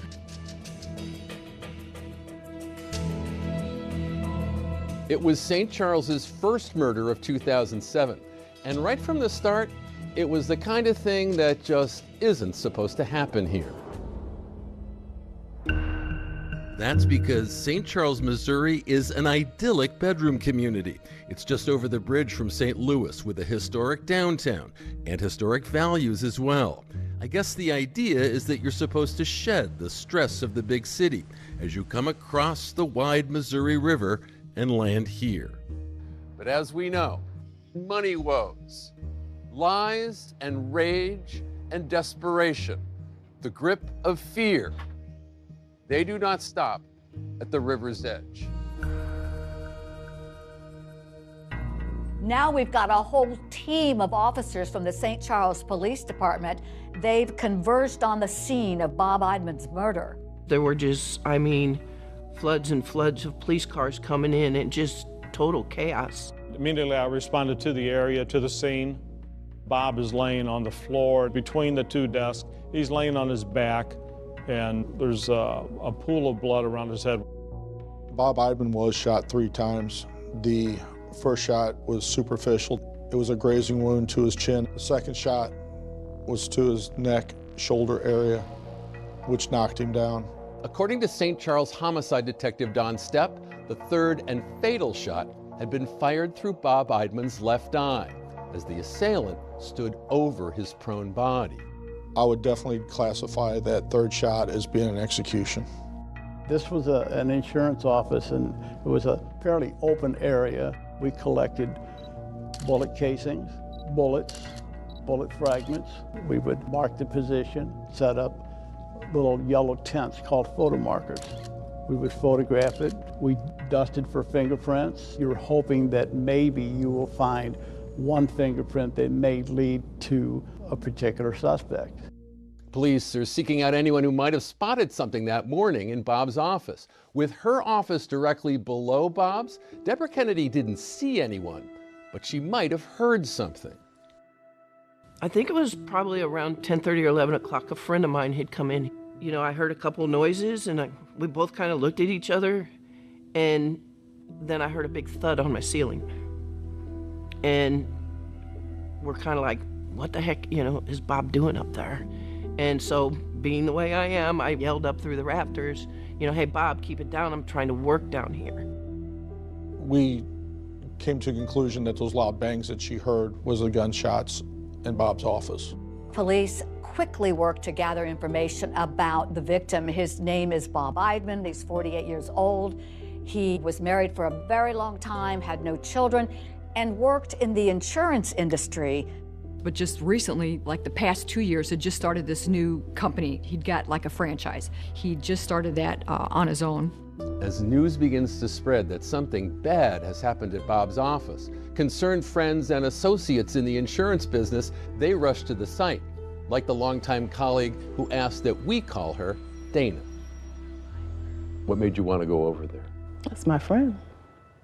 I wanted to make sure he was okay. I remember locking up my office. I had a client in there, and she saw how distraught I was. And I'm just in the car, just all the way there, saying, no, no, Bob. What happened when you got there? Of course, they're spectators, so someone said that someone got shot. Didn't see Bob, didn't see him waving in the window, didn't see any sign of him at all. And then when they took his body out of the office, we knew it was Bob's body because he was a big guy. What's that moment like? Oh my goodness. It was the worst. Local reporters have arrived on the scene as well. Those reporters notice that a woman pulls up, and it turns out that she is the now widow of Robert Eidman. Her name is Diane, and Diane approaches the reporters, asking them if they know what's happening. And the reporters are saying that they feel uncomfortable telling her about her husband, so they direct her to the police. Well, Diane said that she hadn't heard from Bob all day, which was odd, and she kept trying to call him, and he never answered the office phone. So when she shows up and seen all the police cars, she knew something had happened, and she identified herself. Diane found out on the site, didn't she, that her husband had been murdered? Yes, she did. As investigators comb the area looking for video of any potential suspects, they happen upon this grocery store just a few doors down from Bob Eidman's office. Inside, they take note of the security camera that captured the mail carrier earlier that morning. It was right about there, pointed directly towards the front door. Once they get a look at the video it recorded, it's the first big break in the case.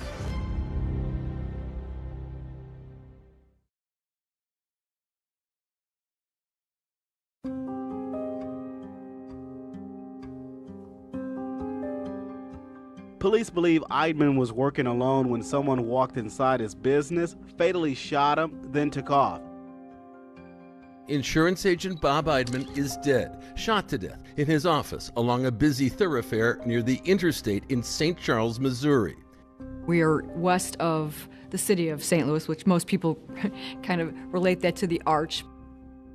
They are just separated by a river, so just hop on the bridge and you're in St. Charles. And like this town's famous Christmas tradition celebration and their lively Oktoberfest, murder comes but once a year. St. Charles averages about 1.5 homicides a year. It's a pretty peaceful community, and people look out for each other. A cold-blooded murder is not something St. Charles is known for, and the local cops will probably need some help with what looks like a big investigation. So they appeal to a special group for help. A request was made to notify the Major Case Squad. And they contact other departments that are in our area, and they send detectives that assist us. More than 30 detectives with the Major Case Squad are now looking for his killer. This elite Major Case Squad has a very high rate of success. 80% of their cases are solved. But with all this manpower, there's one catch. They only have 5 days to get the job done. So the clock is ticking. They're coming from all other agencies. At some point, they need to get back to theirs. The police canvassed First Capital right there in front of the shop. How you doing? Hi, what's up? We're with the Major Case Squad, and we're investigating a homicide that happened here Friday afternoon. Asking, did you notice something on June 7th? And then you can see in the distance those apartment houses. You talked to all the people who lived in those apartment houses too, didn't you? Every door was knocked on multiple times until we got contact. And could one part of Bob Eidman's line of work have put him in jeopardy?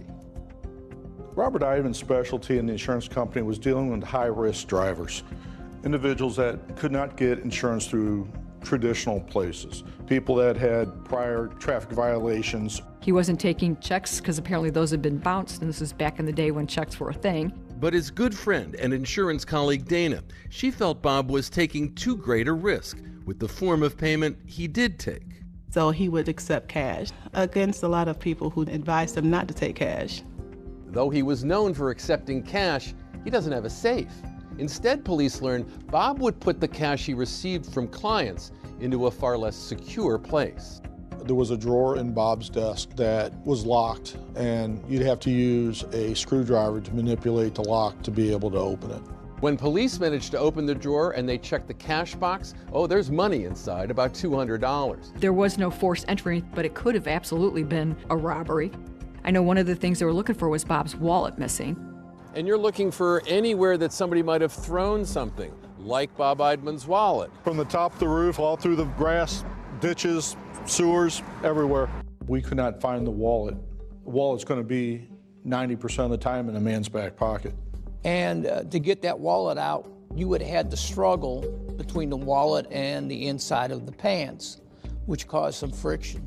I recommended that we cut the pants pockets out and send them to the crime lab. We just thought maybe a sample of skin cells could be found inside Bob's pocket. When we touch something or brush up against something, some of our DNA is transferred to the other object. If they're located, those skin cells can be broken down into DNA. So you were checking for DNA everywhere else, but this was just kind of out of the blue. You just thought, well, you know, we might as well give this a try. Yes, sir. It was the first time that I'd ever heard of anybody's pants pockets getting cut out. While one team is feverishly working to gather physical evidence, another team is talking to anyone they can find, talking to family, friends, anything that will help them glean information about Bob Eidman. Bob was a big teddy bear. He was friendly, he was bubbly. He called me Wild Woman. I think it has something to do with my hair. It grew on me.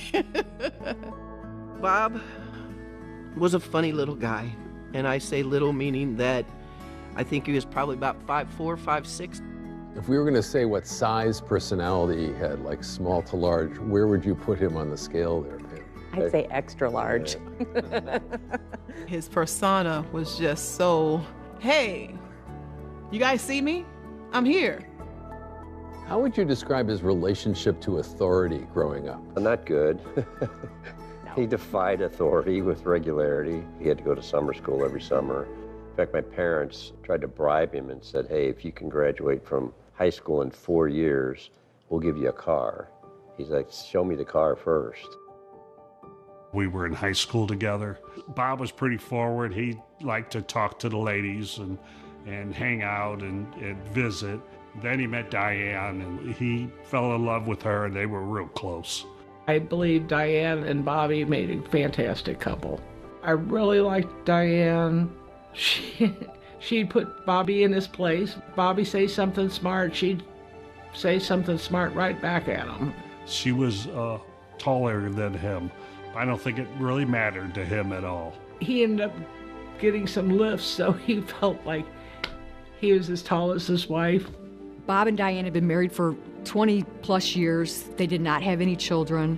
So instead, his office featured photos of the muscle cars that he loved, while under his desk, he kept a copy of the Dreamgirls CD. He finally got to be his own boss, but there were great challenges, weren't there? Yeah, he started talking like, well, The business isn't doing so good. I haven't had that many people come in. He kept saying, you know, if I don't make this in the next couple months, I'm not sure. I might go under. Yeah, I'm not sure I'm going to be able to make it. Think about all that financial stress. At least one person thinks it was taking a terrible toll. I thought he committed suicide. You thought he was so despondent that he might have taken his own life. I did. Remember that video camera in the grocery store next to Bob's, pointing toward the street in front? Police have been poring over the footage, and now they may have found something of interest. There, that white car. At 10:50 a.m., you see the vehicle drive past the front doors, and 4 minutes later, you see it drive past the front doors, I believe a little slower, and almost like creeping along looking for something. Was this driver making sure the coast was clear? It wasn't the greatest picture, I remember that. It's always frustrating when you can't identify the people inside the vehicle. One thing we can tell is a white four-door vehicle.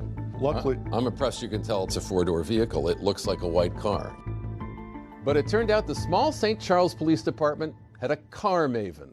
we have an individual at the time that could almost identify almost any type of vehicle. He was a big car guy. He said it was a Ford Focus. Like, I like cars, but honestly, wow. We're kind of looking at this several different ways. Is he having problems with a customer with a white Ford Focus? The bad news is that in St. Charles County, there are 1,300 Ford Focuses. In the state of Missouri, there are 5,000. 5,000 is a big number to have to deal with. But they're not finding anything suspicious until a gift-wrapped lead suddenly falls into their lap. A white car is crashed and abandoned nearby. And get this about the driver. He had bloody clothing on. Why has he got Bob's business card? I hope this is it.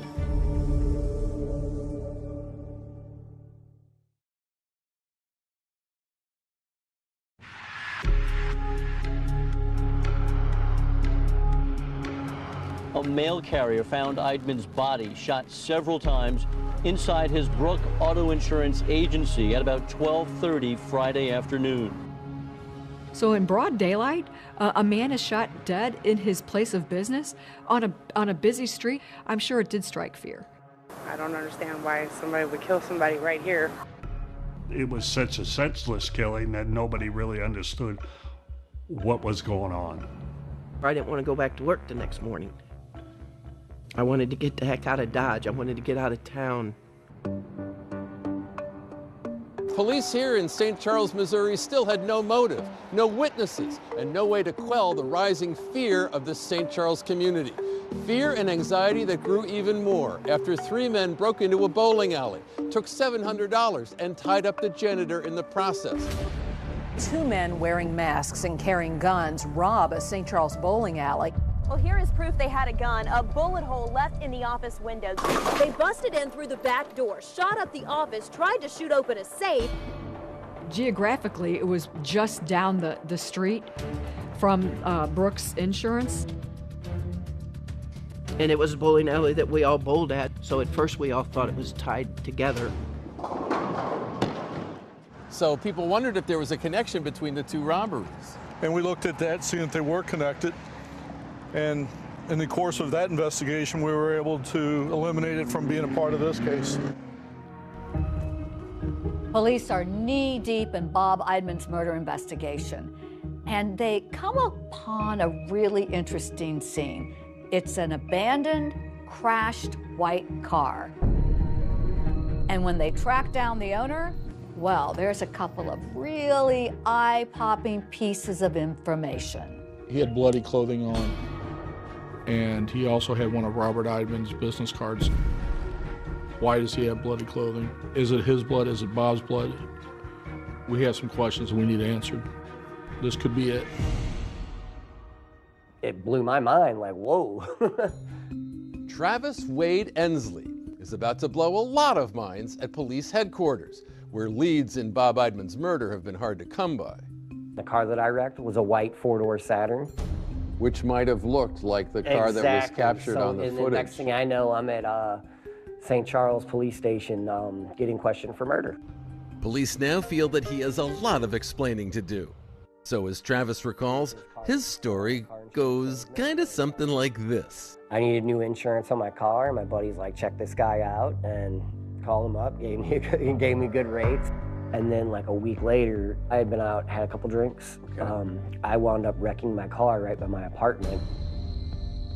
My airbags deployed and it knocked the sense out of me, and I like staggered down the hill, like right to my apartment, didn't remember nothing. Okay. Next day, I woke up, I walk out my door, my car's not there. So Travis calls police to report his car as stolen, but then is stunned to suddenly find himself a potential person of interest in a murder. I was scared to death. They were coming at you. Yeah, they were coming at me pretty good. Travis has what seems like a likely story about why there's blood on a shirt. He said that when he crashed his car, he got a bloody nose. Cops will check out his story, so they're not quite ready to clear him. And they went and looked into certain, you know, my alibi and this and that. They're like, okay, yeah, he's not the guy. Now, police turn their attention closer to home, to Bob Eidman's widow, Diane. It is quite routine for police to look at the spouse of someone who's been murdered. When Bob's wife, Diane, was advised that Bob had been murdered in his office, she didn't have a great reaction. While Diane does appear to be upset in this photo, some detectives at the scene felt she was not overly emotional. I don't want to say it didn't seem like a surprise to her, but she wasn't reacting in a manner that I thought a wife would react when they found out their husband was shot. That struck me, and I'm sure several detectives, as unusual. Is she in shock? Is she in denial? Is she involved in this? Then there's Detective Stephanie Kaiser. Already a veteran sex crimes investigator, Kaiser was respected for her sensitivity and understanding with victims. That would be completely normal in a shock situation like that. There is no such thing as a one-size-fits-all when you're talking about trauma, because to be able to process that would take some time. They're moving slow, they can't think, so I make nothing of that behavior. Now Detective Kaiser is about to become the St. Charles Police Department's Diane Whisperer. Diane Eidman became my lead. Right. We were assigned to take her from, sadly, the scene. Diane wants to go to Bob's parents' home so that she can break the terrible news to them. And during that ride, Diane talks about how she is the manager of the kitchen at the local hospital, and she also offers more information about her beloved husband. She said that there was financial problems. When you say financial problems, what do you mean? I mean, they were having a tough time paying bills. According to Diane, there wasn't much cash coming in. The business itself was struggling. Detective Kaiser continues talking with Diane, and she makes a note that Diane seems incredibly forgetful. She can't remember her own Social Security number. And then the detective asks her about any existing insurance policies. She was upfront that, yes, I have a life insurance policy through work. Diane initially gave us an answer that she thought they had a couple of small policies, approximately $5,000. Not much, right? Not much. So Diane was pretty direct with me. I think she'd had a lot of questions asked of her and then just kind of tells me boldly, I did not do this. These conversations with Diane will shape and reshape the police investigation into Bob Eidman's murder. At the end of that first day, Diane sounds like every other resident of St. Charles. She is terribly afraid. It's just dawning on her, wait, I'm not safe either. I have to act and get her extra patrol, and I did. But you have to still go where the evidence leads. And no one knows yet where that evidence will lead, especially in the wake of the very first astonishing story that Diane Eidman tells Detective Kaiser, with words that will be ringing in lots of heads at police headquarters. One of the first things she says is, don't take this as a confession or anything, but this happened to my dad too. Has her father been murdered and her husband murdered as well? Has lightning struck this woman twice? She makes this statement, don't take this as a confession, but something like this has happened before. And I'm not quoting Diane at this point, but if somebody broke into the house and shot my dad, So when I asked, did they catch the person? How did she answer that question? She said, they thought my mom shot my dad. And we're wondering if lightning had struck twice in the same place. Diane Bowling Eidman, seen here on her wedding day in 1978 with her father Jerome, was just 26 years old when he was murdered inside the home he shared with his wife Lenore, Diane's mother. The murder case that made headlines in this region all began when a call came through in the wee hours on the morning of April 6, 1984. Gordon Adams was an officer with the St. Louis County PD. What went out over the radio when you heard the call? As I recall, like I say, it came out as a home invasion with someone shot. And so that's what we would consider a hot call. Well, when I arrived, it's 2:30 in the morning, maybe 2:35. So it's dark as can be. I immediately went to the door, knocked on the door, and Lenore answered. And the hair is pristine, and she's standing there in a kind of sheer nightgown. And she says, "My husband needs help. He's in the bedroom. He's been shot." What are you thinking when you're hearing this story for the first time? I mean, she didn't strike you as a woman who woke up in the middle of the night to find her husband murdered. No tears. The hair was all done. And I'm trying to get information for my report. And she actually lit up a cigarette. I'm thinking, this is your husband. He's just been murdered. She didn't have any emotion at all, almost.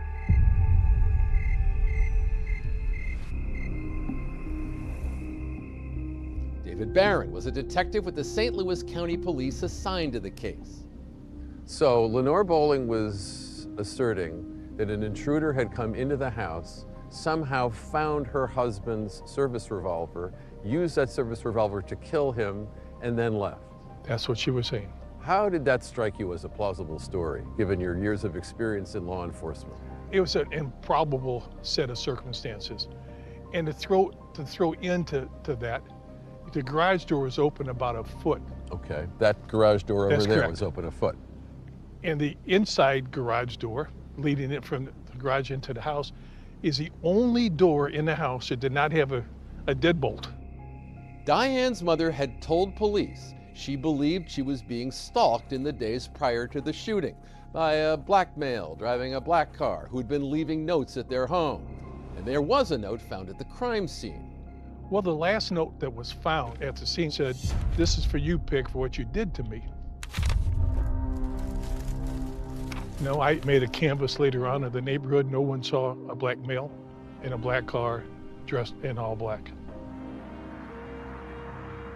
Lenore Bowling was charged with the murder of her husband. She pled not guilty, and while she was awaiting trial, she moved in with Bob and Diane. How did Bob feel about living with someone who was accused of shooting her husband to death? Bob was not happy about that. He was scared. Yeah, he would go to bed every night and say would bolt his door, lock it closed. He was afraid. He didn't want to be in the house with her.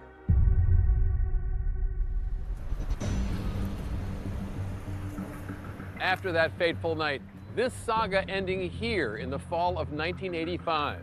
Diane Eidman's mother, Lenore Bowling, on trial for capital murder in the death of her husband, Diane's father, Jerome Bowling. Lenore Bowling found not guilty of her husband's murder. They did not believe that she did it. They believed her story.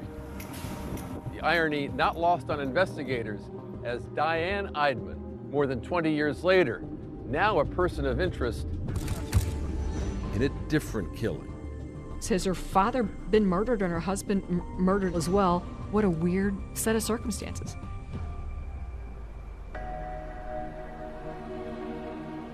But it was something else Diane Eidman told investigators about her own husband that they said gave them pause. During Diane's initial interview, she was asked if there was any insurance policies. Diane said that she thought there was one policy, and she thought it was just a small policy, approximately $5,000. She describes that she has a life insurance policy through work. She's not sure about the details on that. I was contacted by an insurance company and told that there was additional policies for Robert Eidman that we were not made aware of that were quite substantial in size. Now with Bob's death, police say she was suddenly in line to receive more than $300,000 in life insurance. We did not know if Diane had forgotten to tell us about those policies. Did Diane know about those policies?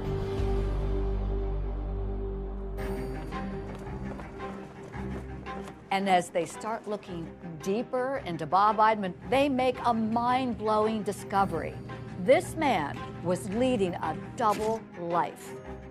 And then the commander of the Major K Squad asked me a question that just kind of floored me. I had no idea.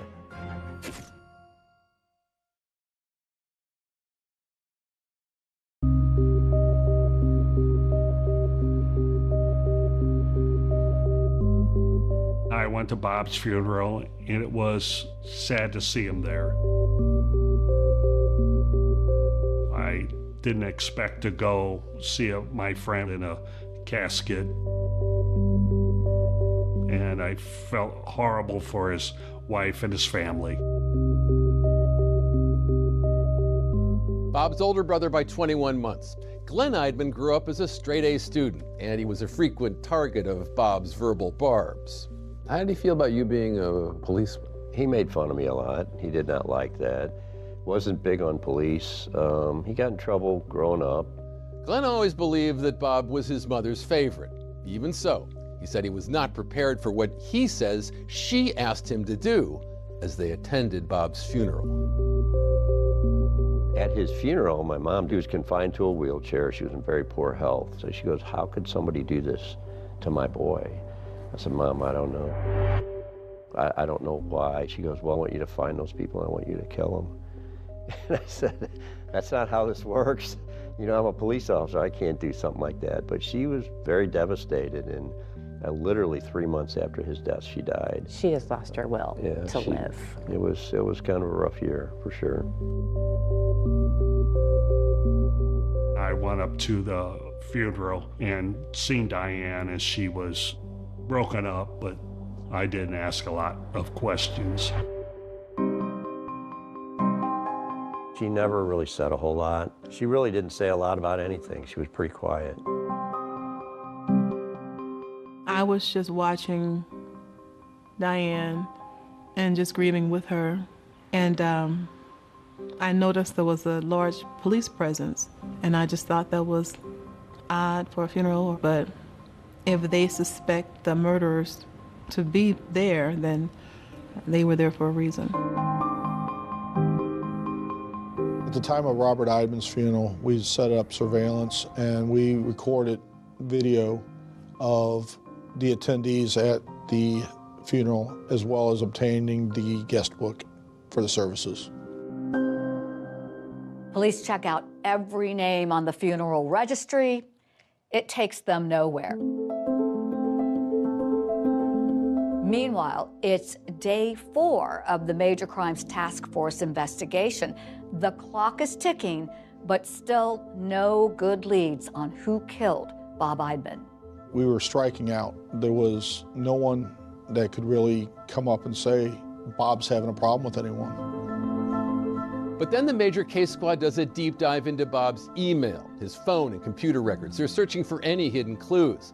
They make a discovery they're eager to know a lot more about, just as Glenn comes in for his interview. You know, they put me in an interview room to ask me some questions. I said, you know, I have nothing to hide. You don't have to play these games. You know, ask me whatever you want. And he asked me a question that just kind of floored me. He said, "We're trying to find out about your brother's alternative lifestyle." I said, "What alternative?" He goes, "His affairs." You know, I go, "You think he's out picking up women? I mean, that just ain't happening." And he's like, "Your brother was gay." I had no idea. We had no idea. We did not know that. Turns out this long-married insurance agent was leading a secret double life. While we were analyzing Bob's computers and it was discovered that he was visiting male-on-male websites were sexual in nature, and he was making contact with some of these places. Sometimes in these murder investigations, as we dig into them, you find a lot about a person's life, their lifestyle.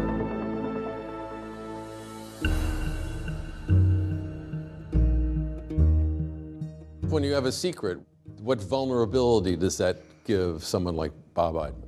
Anytime somebody has a secret and somebody knows it and you're keeping it a secret for a reason, people can use that as leverage to get their way if they want to blackmail you or extort you. As investigators continue searching through Bob's phone records, they find something else noteworthy. One phone number keeps popping up, belonging to a man from out of town. They had an intimate relationship. They would rent a hotel room somewhere and visit each other. Automatically, a flag gets raised. What is it like to all of a sudden learn that there's this whole other secret part of his life that you knew nothing about? It was upsetting. I guess I felt he should have been able to talk to somebody about that. He shouldn't have had to hide that life. He shouldn't have had to lie. Having a relationship and being gay that's just part of life. And I wish he would have been able to share that with us. How you doing? Police bring in this secret lover for questioning. They can't help but wonder, would this man have a reason to murder Bob? And what about Diane? Could his existence have set her into a murderous rage? We've altered the man's voice. People are going to find out some stuff they're probably not going to like. Feelings can run wild with someone. If I can't have you, nobody's going to have you. It gives people motive. And as a young, untested detective is taking on his very first big murder case, a totally unexpected assist from the cutting edge of forensic science, it's going to take this investigation into surprising territory and bring answers at last to the key question: why was Bob Eidman killed? It blew my mind when the results came back. It was the golden ticket. This is what we were looking for.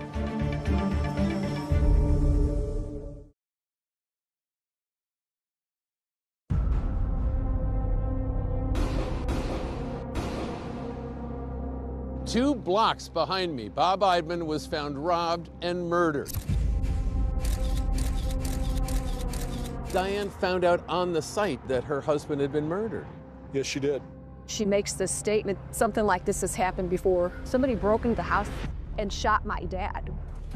It absolutely crossed everybody's mind that this was kind of a copycat murder.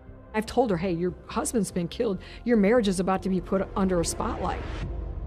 We discovered that Bob was having an affair. She had found out that he was having an affair with another man, and that she was very angry about that. They'd had an argument about that. Diane was asking, are you telling me my husband's gay? This is one of those bizarre cases where all the evidence seems to be pointing in one direction, then suddenly the rug is pulled out from under you, stunning everyone. I was very shocked. We cut open the pocket, swabbed the edges, hoping to get possible DNA. And the next day, State gave me the name. I was sitting in the same room with the person that shot and killed my brother.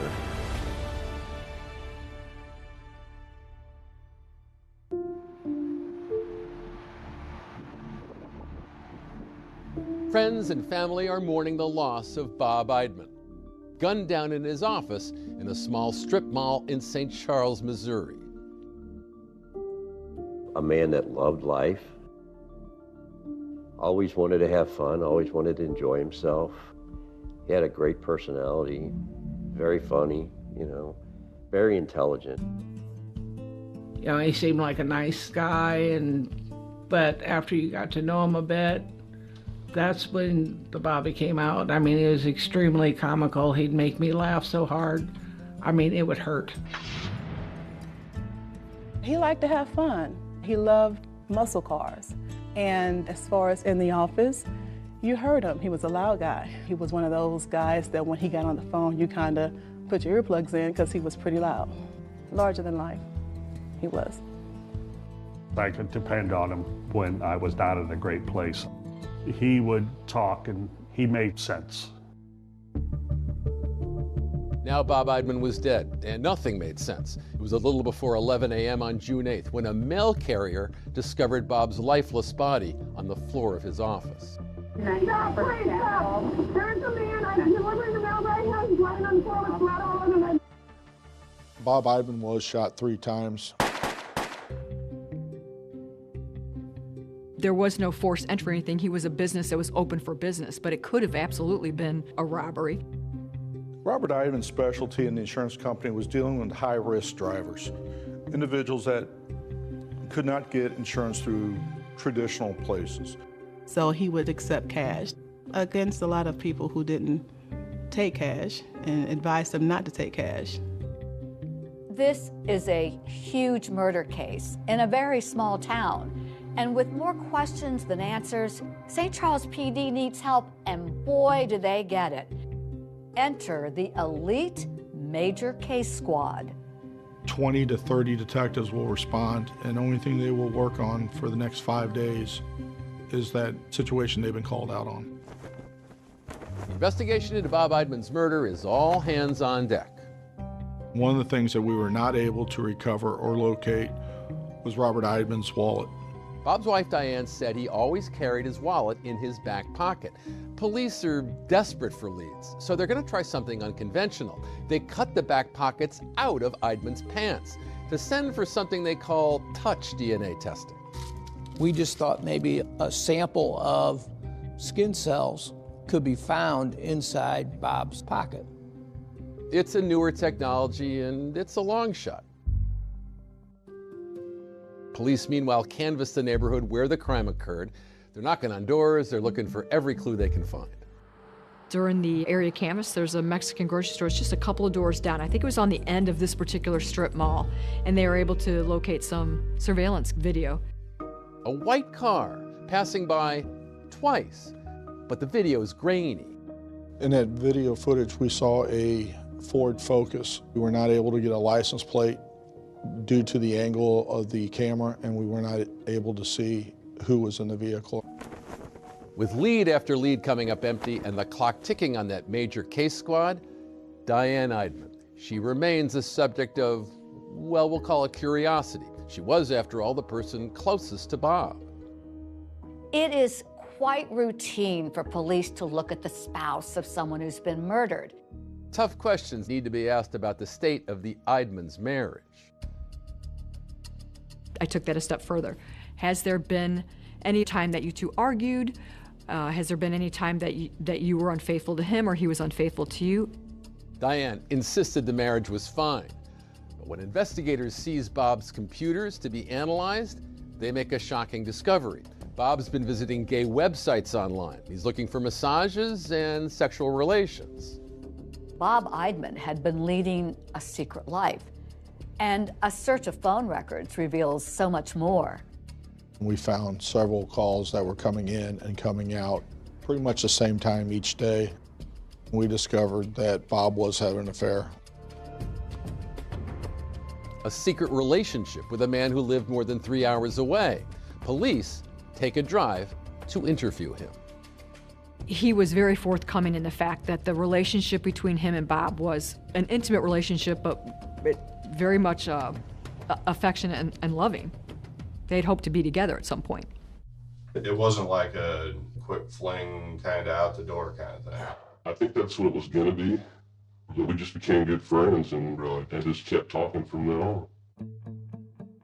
He says he never visited Bob in St. Charles, but said the two spoke every day and that he loved Bob.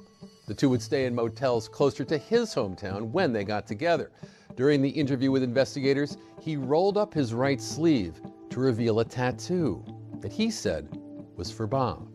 While doing the search of his home, we located a box the size of a shoebox, and it had cards from Bob. It had receipts from when they'd go to dinner or go to a hotel.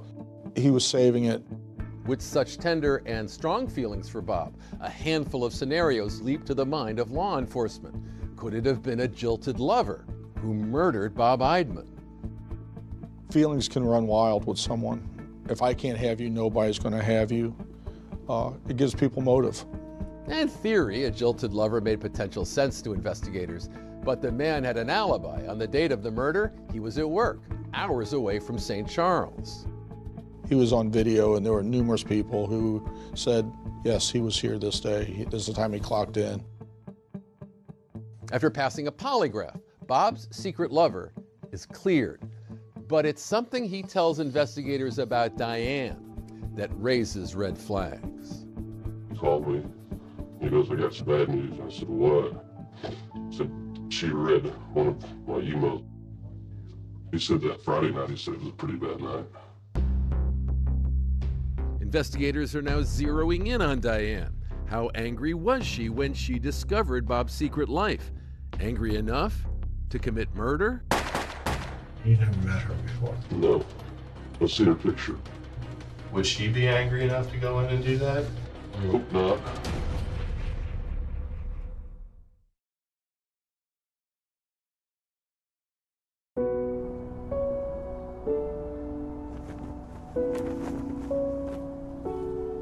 Days after Bob Eidman is murdered in his office, police discover the long-married insurance agent had a secret male lover, a man whom he met up with for motel room trysts and who he spoke to every day, a man who was devoted to Bob. Did you guys love each other, or was it just a very close personal relationship? I loved it, but I never said it to him. The secret lover is alibied out for Bob's killing, but in a frank session with police, he says Bob told him that Diane had discovered their relationship, and he says that Bob had told him Diane's reaction had led to a full-blown argument between the two. He said that, she said, who's, and, so this is, I think he said this is just, a fantasy deal or what have you. It's what Bob said. She asked him if we were sleeping together, and he said no. He said it was pretty rough that night, that Friday night. It was up to Detective Stephanie Kaiser, the Diane Whisperer, to broach the delicate subject with Bob's widow while interviewing her at the Eidman's home. Kaiser said Diane told her that she'd learned of her husband's relationship with the man after discovering an email between the two, that Bob denied having an affair, but it was the tone of that email which had deeply hurt her feelings. She describes it as he's telling him intimate things that he hasn't told me. She's telling me I felt hurt because he wasn't speaking to me that way. So they're married. What do you think she meant when she said that? What kinds of things were they saying to each other? I didn't ask the specifics, but I'm just talking to her about it. Did this happen? Could this be a motive? In Detective Kaiser's account, Diane seemed to be struggling a little bit with the nature of her husband's relationship to the man, or what they did during their time together. When I'm interviewing Diane, one of the things I asked a lot of different things, to the point where Diane was asking me questions like, are you telling me my husband's gay? I asked her, what did Bob tell you? What are your impressions? Her response back was, he told me no. He was going there to meet with him. They worked together, and he needed the stress relief. Kaiser said Diane told her that when she learned of the relationship after discovering that email, she and Bob discussed it, but they never argued. I'm telling Diane, Detective Stepp and Detective Grove are talking to him now. He's saying you guys had a loud, angry argument. She said, I don't know that it was loud and angry. Well, that's what he's saying. Diane, what say you? She said, I told him it was over. I told him he was going to end that friendship. But she said, I don't know if I was yelling and screaming. I go, that's what he's saying. I'm just asking. But she laid her foot down. She gave him an Yes. ultimatum. You are not to see this guy anymore. Yes. As far as you know, did Bob adhere to that ultimatum? No, he did not. Diane Eidman finds herself sitting in a polygraph room at the St. Charles Police Department. So Diane was pretty direct with me. I think she'd had a lot of questions asked of her and then just kind of tells me boldly, I did not do this. I didn't. Diane is just direct. Diane Eidman voluntarily submitted to a polygraph, and the results came back being inconclusive. She doesn't pass, but it's inconclusive. So it's just still kind of puts her in that iffy category, if you will. Adding to investigators' frustration, a day after Diane takes that polygraph test, the clock expires. The major case squad is out of there. 37 officers, 15 different departments had spent more than 2,500 man-hours investigating, with no arrests. A frustrating end to a furious search for answers.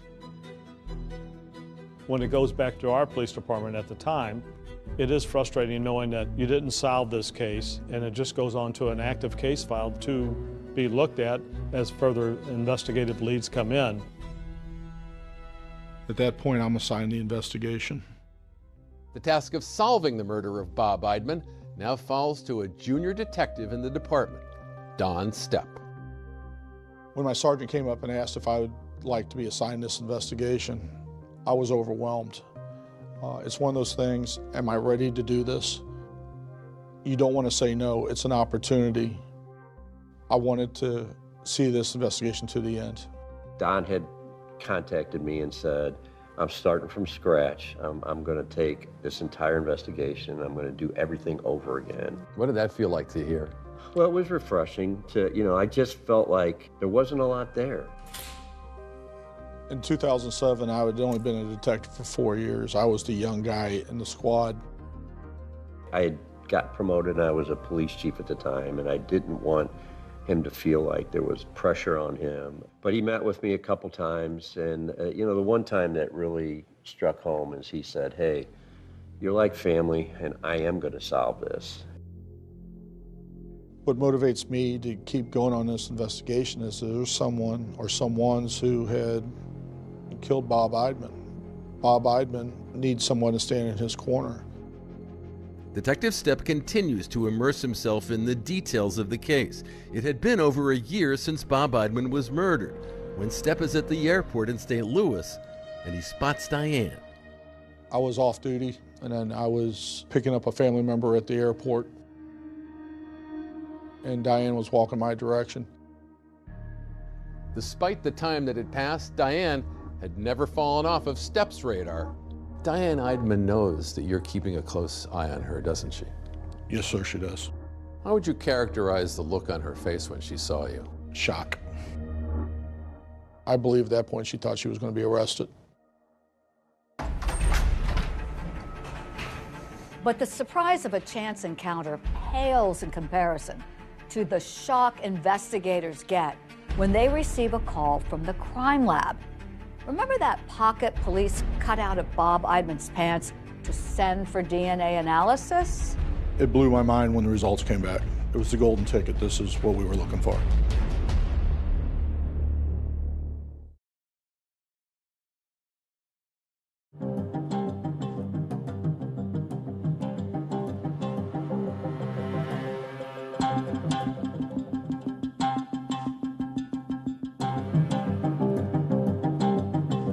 It is 2009, and Diane Eidman is spotted at the airport in St. Louis by Detective Don Stepp. How would you characterize the look on her face when she saw you? Shock. Stepp documents the incident, later learns that Diane took a trip to Las Vegas. But nothing comes of it. And if you don't have a suspect right away, then there's things that take time. So things slowed down, but things did not stop. Face it, there are few, if any, solid leads to pursue, including the identity of that mystery driver whose car was seen on the day of the murder. They had this famous lead about this car that went around the block, and they had it on video, but there were 22 detectives for 5 days, and they didn't find it. And there's another lingering piece of evidence still out there. That touch DNA taken from Eidman's back pocket. It was sent to the St. Louis Major Crimes Lab. Anytime you submitted any kind of DNA information, DNA samples, it was going to be a year or more before you got an answer to it. Nearly 2 agonizing years after Bob's murder, it's as if this case is frozen in time. I felt that they were never going to solve the case. I mean, we'd pray every day. Just, we need peace. We need answers. We need to find out what happened. It seemed like there were no answers. No. Then in March of 2009, that touch DNA from Bob's pocket is forwarded to Brian Crine.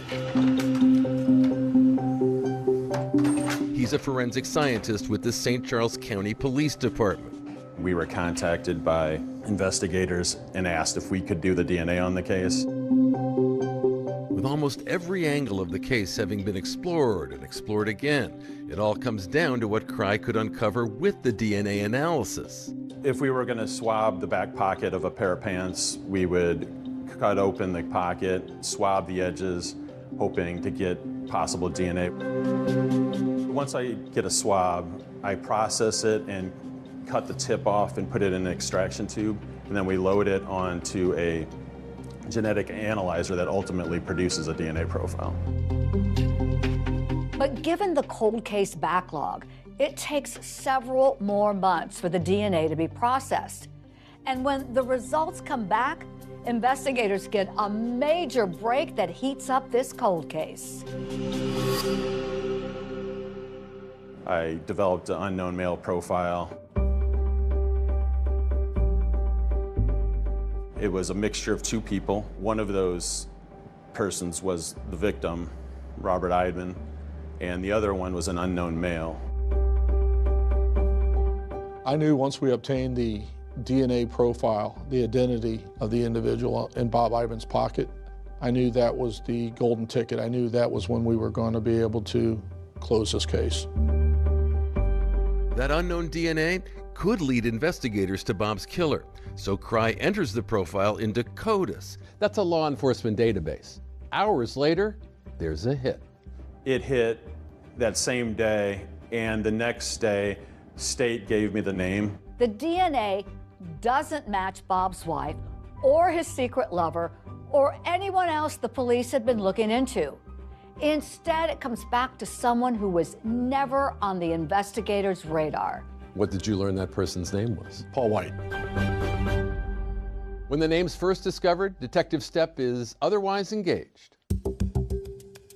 I was on a traffic detail directing traffic. Did you just want to run up and down the street and tell people we've got our guy?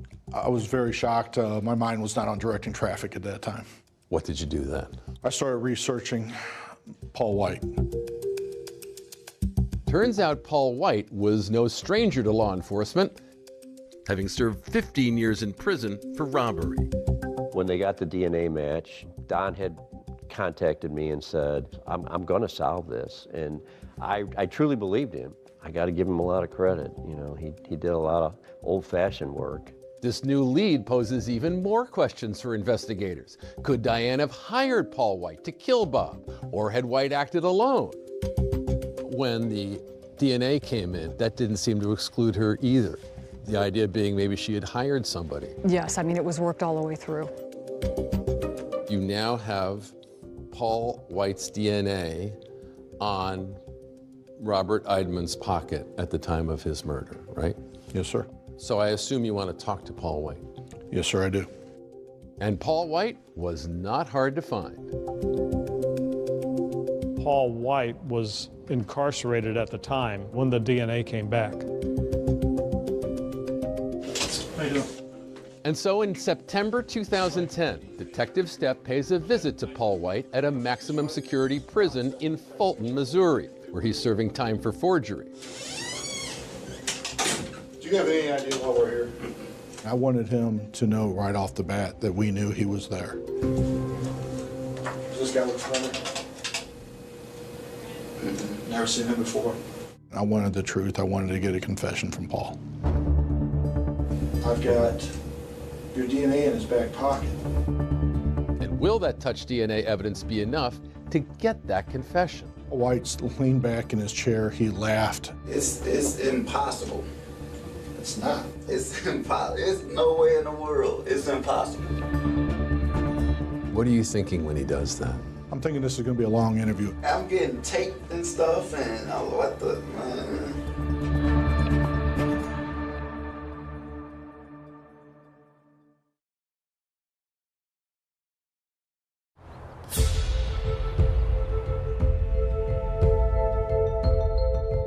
More than 2 years after Bob Eidman was robbed and murdered in his own insurance office, test results on trace DNA taken from his back pocket are in, and there's a match.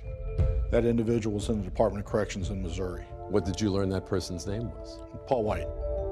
As investigators dig deeper into Paul White's background, they uncover a possible connection to Bob. It's been hiding in plain sight.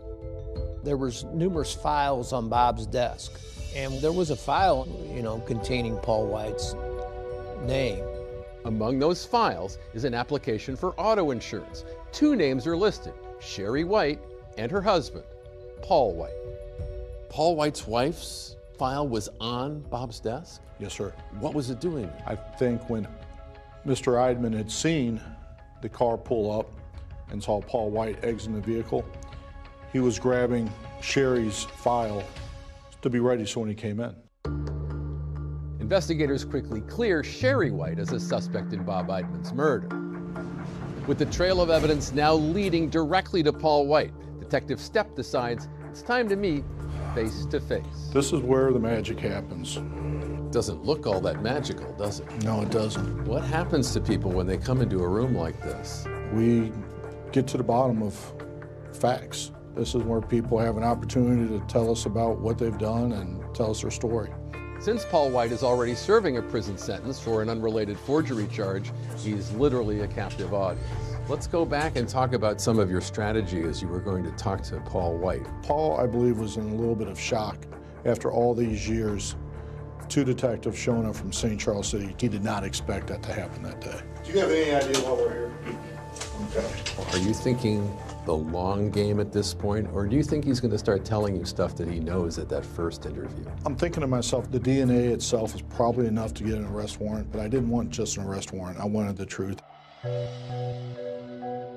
Before I ask any questions, you must understand your rights. You don't have to make a statement or answer questions. You have the right to remain silent. Do you understand that? Would you put your initials there, Paul, for me? I think initially Paul White's attitude was very kicked back, relaxed. First of all, do you know a guy named Robert Eidman? Never heard of that guy? I even put a picture down in front of him and asked him, do you know this individual? Right. Does this guy look familiar? Never seen him before. Eventually he came back around and said, yeah, I thought that was his wife's insurance man. That picture I showed you, that's Robert Eidman. Okay. You say it kind of looks familiar? Yeah. That's the guy we got the insurance from. And I explained that we were working a homicide investigation, and I explained that his DNA was located in his back pocket. Do you think there's any chance that your DNA is going to pop up inside that crime scene? From a robbery. From a robbery? None? You come to prison, they take your DNA. Your DNA pops up. You know where it pops up? Swabbing a back pocket of my victim. Your DNA shows up in this guy's back pocket. That ain't nowhere in the world. Why don't you think that? You said that he got robbed. I never robbed the guy. I've been in there one time and to get insurance. So that's exactly. Ain't nowhere You're telling me you've been in there one time. Yeah. And your DNA shows up in this guy's back pocket a month later? That don't even make sense. Exactly. With your story, it doesn't make sense. Again and again during that first interrogation, you tell him, I've got your DNA. I mean, you must have told him, what, 10 or 15 times in the course of that conversation, right? At least 10 or 15 times. He kept saying, there is no way, repeatedly. He did not believe it. It's impossible. It's no way in the world. It's impossible. Paul, it's not possible. Okay. Well, I'm telling you. I know it's impossible. It's no way in the world. Then how to get there? I don't even feel like it was there. It's impossible for it to be there. After White's adamant and repeated denials about that DNA evidence against him, investigators uncover another critical piece of evidence. I ran every kind of data history check on him. The big point with Paul White was I found out that a neighboring law enforcement agency had issued a ticket to Paul White after our homicide in a white Ford Focus. That's right, a white Ford Focus. And remember, that's the very same vehicle make caught on a surveillance camera the day Bob Eidman was murdered. Paul White was a passenger in that vehicle, and the driver was identified via tickets as Cleo Hines. Why was the car stopped in the first place? Registration on the vehicle. The registration on the vehicle was out of date? That's correct. Who was the driver of the car? The driver of the vehicle was Cleo Hines. What was significant about that? We later learned that Cleo Hines was living with Paul White, and his girlfriend was best friends with Paul White's wife. So they had a long-standing relationship? Yes, sir. What was the indication that you had that Cleo Hines might have been involved in the murder of Robert Eidman? It was Cleo Hines' vehicle. You were sure of that? I was sure of that. I had a couple other officers contact Cleo Hines, and they arrested Cleo Hines and brought him to the St. Charles City Police Department. Does Cleo Hines know a secret that could solve Bob Eidman's murder? You know a man died, right? You know that? Somebody pulled that trigger.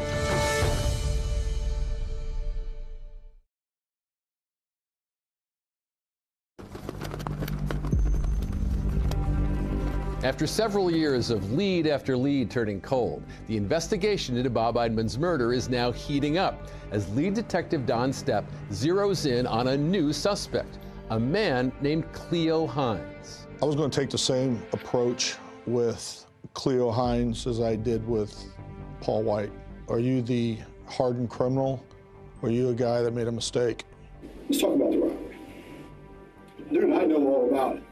I told him we had a positive idea of his vehicle. We had a positive idea of a Focus, a white four-door Focus. You know your vehicle's on video? Do you know that? You know that Mexican grocery store? There's a video camera inside. So I seen you pull in. Now, you didn't just pull around once, did you? No, like twice. You pulled around twice. Yeah. And that's on camera. Yeah. Then you pulled up. He knew he owned a white four-door Focus. He knew he was involved in this. There was no way that he could fight that. Unlike Paul White, Hines immediately starts talking, saying White approached him the day of the murder. He got a gun in his hand. Okay. He wakes me up out of my sleep, into my head. He told you he was going to do a robbery? I basically already knew that because of the gun. Okay. And how he was acting. I mean, he didn't have no money.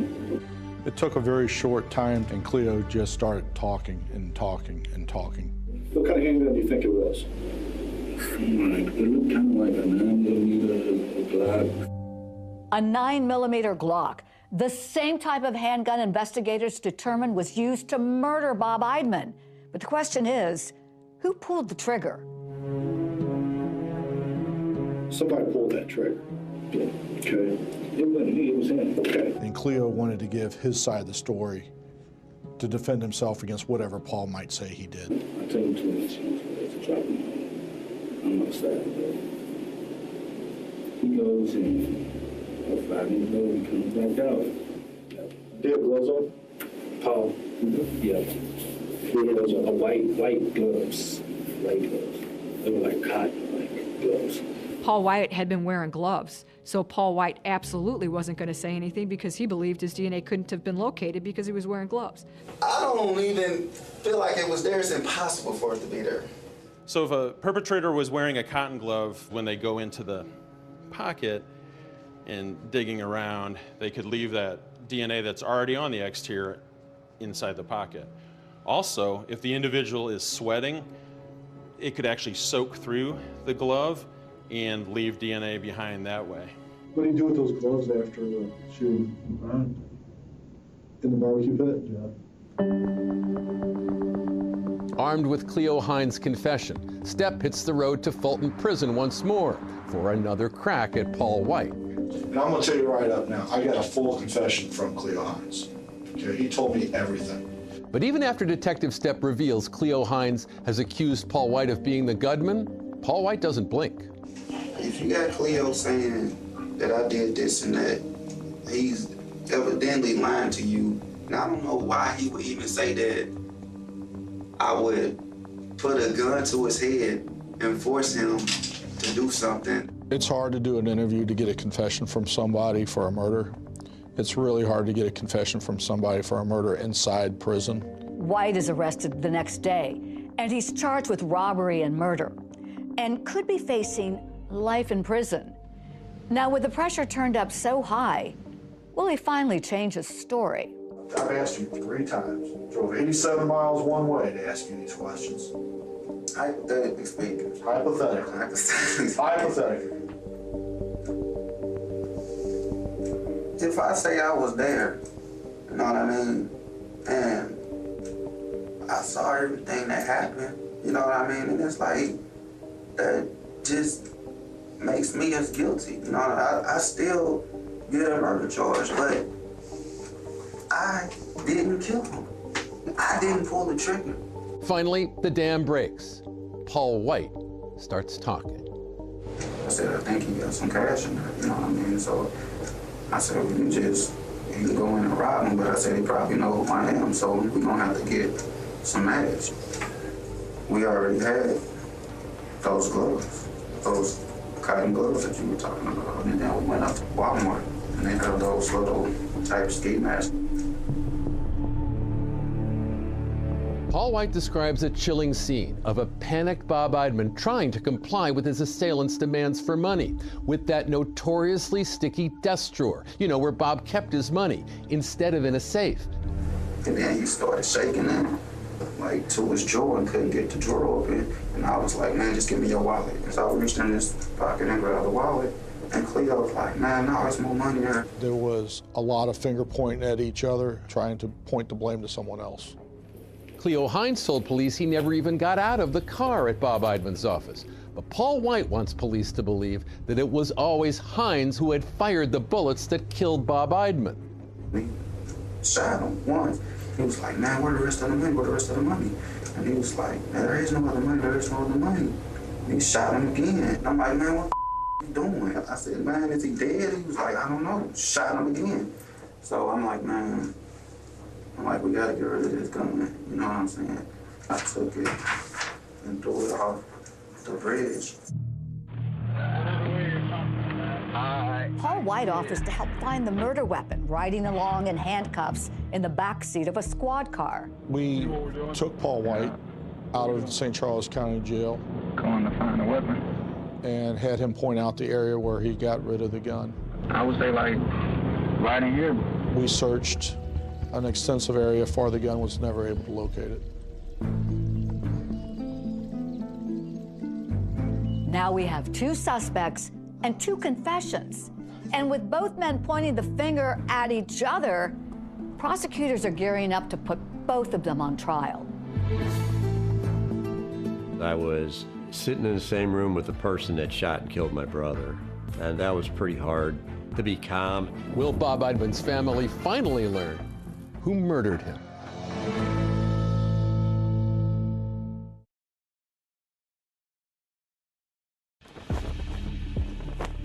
At the climax of a more than 3-year investigation that at one point involved 37 officers, cops finally learned the details of what was stolen the day of Bob Eidman's murder. How much money was in the wallet? Wasn't nothing but like $300. So, how much you like get? $150 apiece. $150 apiece. Paul White and Cleo both advised they went to the casino after the homicide and lost the $300 almost immediately. He went to the casino because that's what he paid a lot. He lost the money. Yeah, basically he did for nothing. Right. It's hard to think about a man's life being taken for $300. He didn't deserve what he got. He was running a business, trying to make a living, and somebody felt that what he had, they needed too. And so they took it from him. They could have taken his money and left. They didn't have to kill him. As far as any connection between the 2 men accused of killing Bob Eidman and Bob's widow, Diane, Paul White revealed to investigators that he didn't even know who she was. Do you know a woman named Diane? No. You don't know a woman named Diane Eidman? No. With Paul White and Cleo Hines now both charged with Bob Eidman's murder, it now falls to Detective Stepp to break the news to Diane Eidman, who had long been in his crosshairs. I met Diane at her place of employment, and I said, Diane, this is over. We have the individuals, and we have the charges on them for killing your husband. Was she angry at you? I don't believe she was angry at me. There was a lot of stress that just came off Diane. You could almost see it leaving her body as she was shaking and crying. She was very happy that this was over. Here, some 5 years after Bob Eidman's murder, Paul White and Cleo Hines are set to stand trial in this courthouse. 2 trials, 2 defendants, with 2 totally different accounts of the crime. First up at trial, Paul White, who pleaded not guilty to first-degree murder and first-degree robbery. Really didn't know what to think when I came into trial because I was sitting in the same room with the person that shot and killed my brother. And that was pretty hard. The trial for Paul White lasted 3 days, which is actually very short for a murder trial in this county. The trial was swift, and so were the deliberations. The jury needed just 2.5 hours before delivering a verdict. Paul White, guilty of murder and robbery in the first degree. As for Cleo Hines, he decided not to put his fate in the hands of a jury. Before his trial, he entered what's known as an Alford plea. An Alford plea is a plea in the state of Missouri where an individual will not say, I did it, but there's enough evidence to say I did it. With that plea, Hines is convicted of a lesser crime than White, second-degree murder and first-degree robbery. He received 2 life terms, but while Hines' sentence offers the possibility of parole, Paul White will never again see the light of day outside a prison. Paul White was sentenced to life without parole in the Missouri Department of Corrections. The investigation into Bob Eidman's murder had cast a shadow of suspicion on his widow, Diane. Now she stood in court and gave her own account of all she had lost. Were you there for Diane's victim impact statement? Yes, we were. She said, I'm going to be alone for the rest of my life. You took my best friend. You took my husband away from me. She told the court this in part. I looked over my shoulder for 5 years afraid, never knowing if the people who killed Bob were coming after me, or did the police really believe that I killed my husband? I do feel like the system worked. The killers were caught. Science prevailed and overwhelmingly provided evidence that got them a conviction.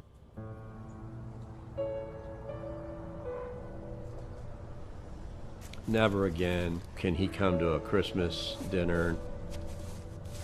Never again can we see him for a birthday party. Never again can he and my son talk and have a conversation or a relationship. He just loved life. I mean, he was always happy and making jokes, making light of things all the time. We talk about him all the time. It's not like he's gone. He's still here with us.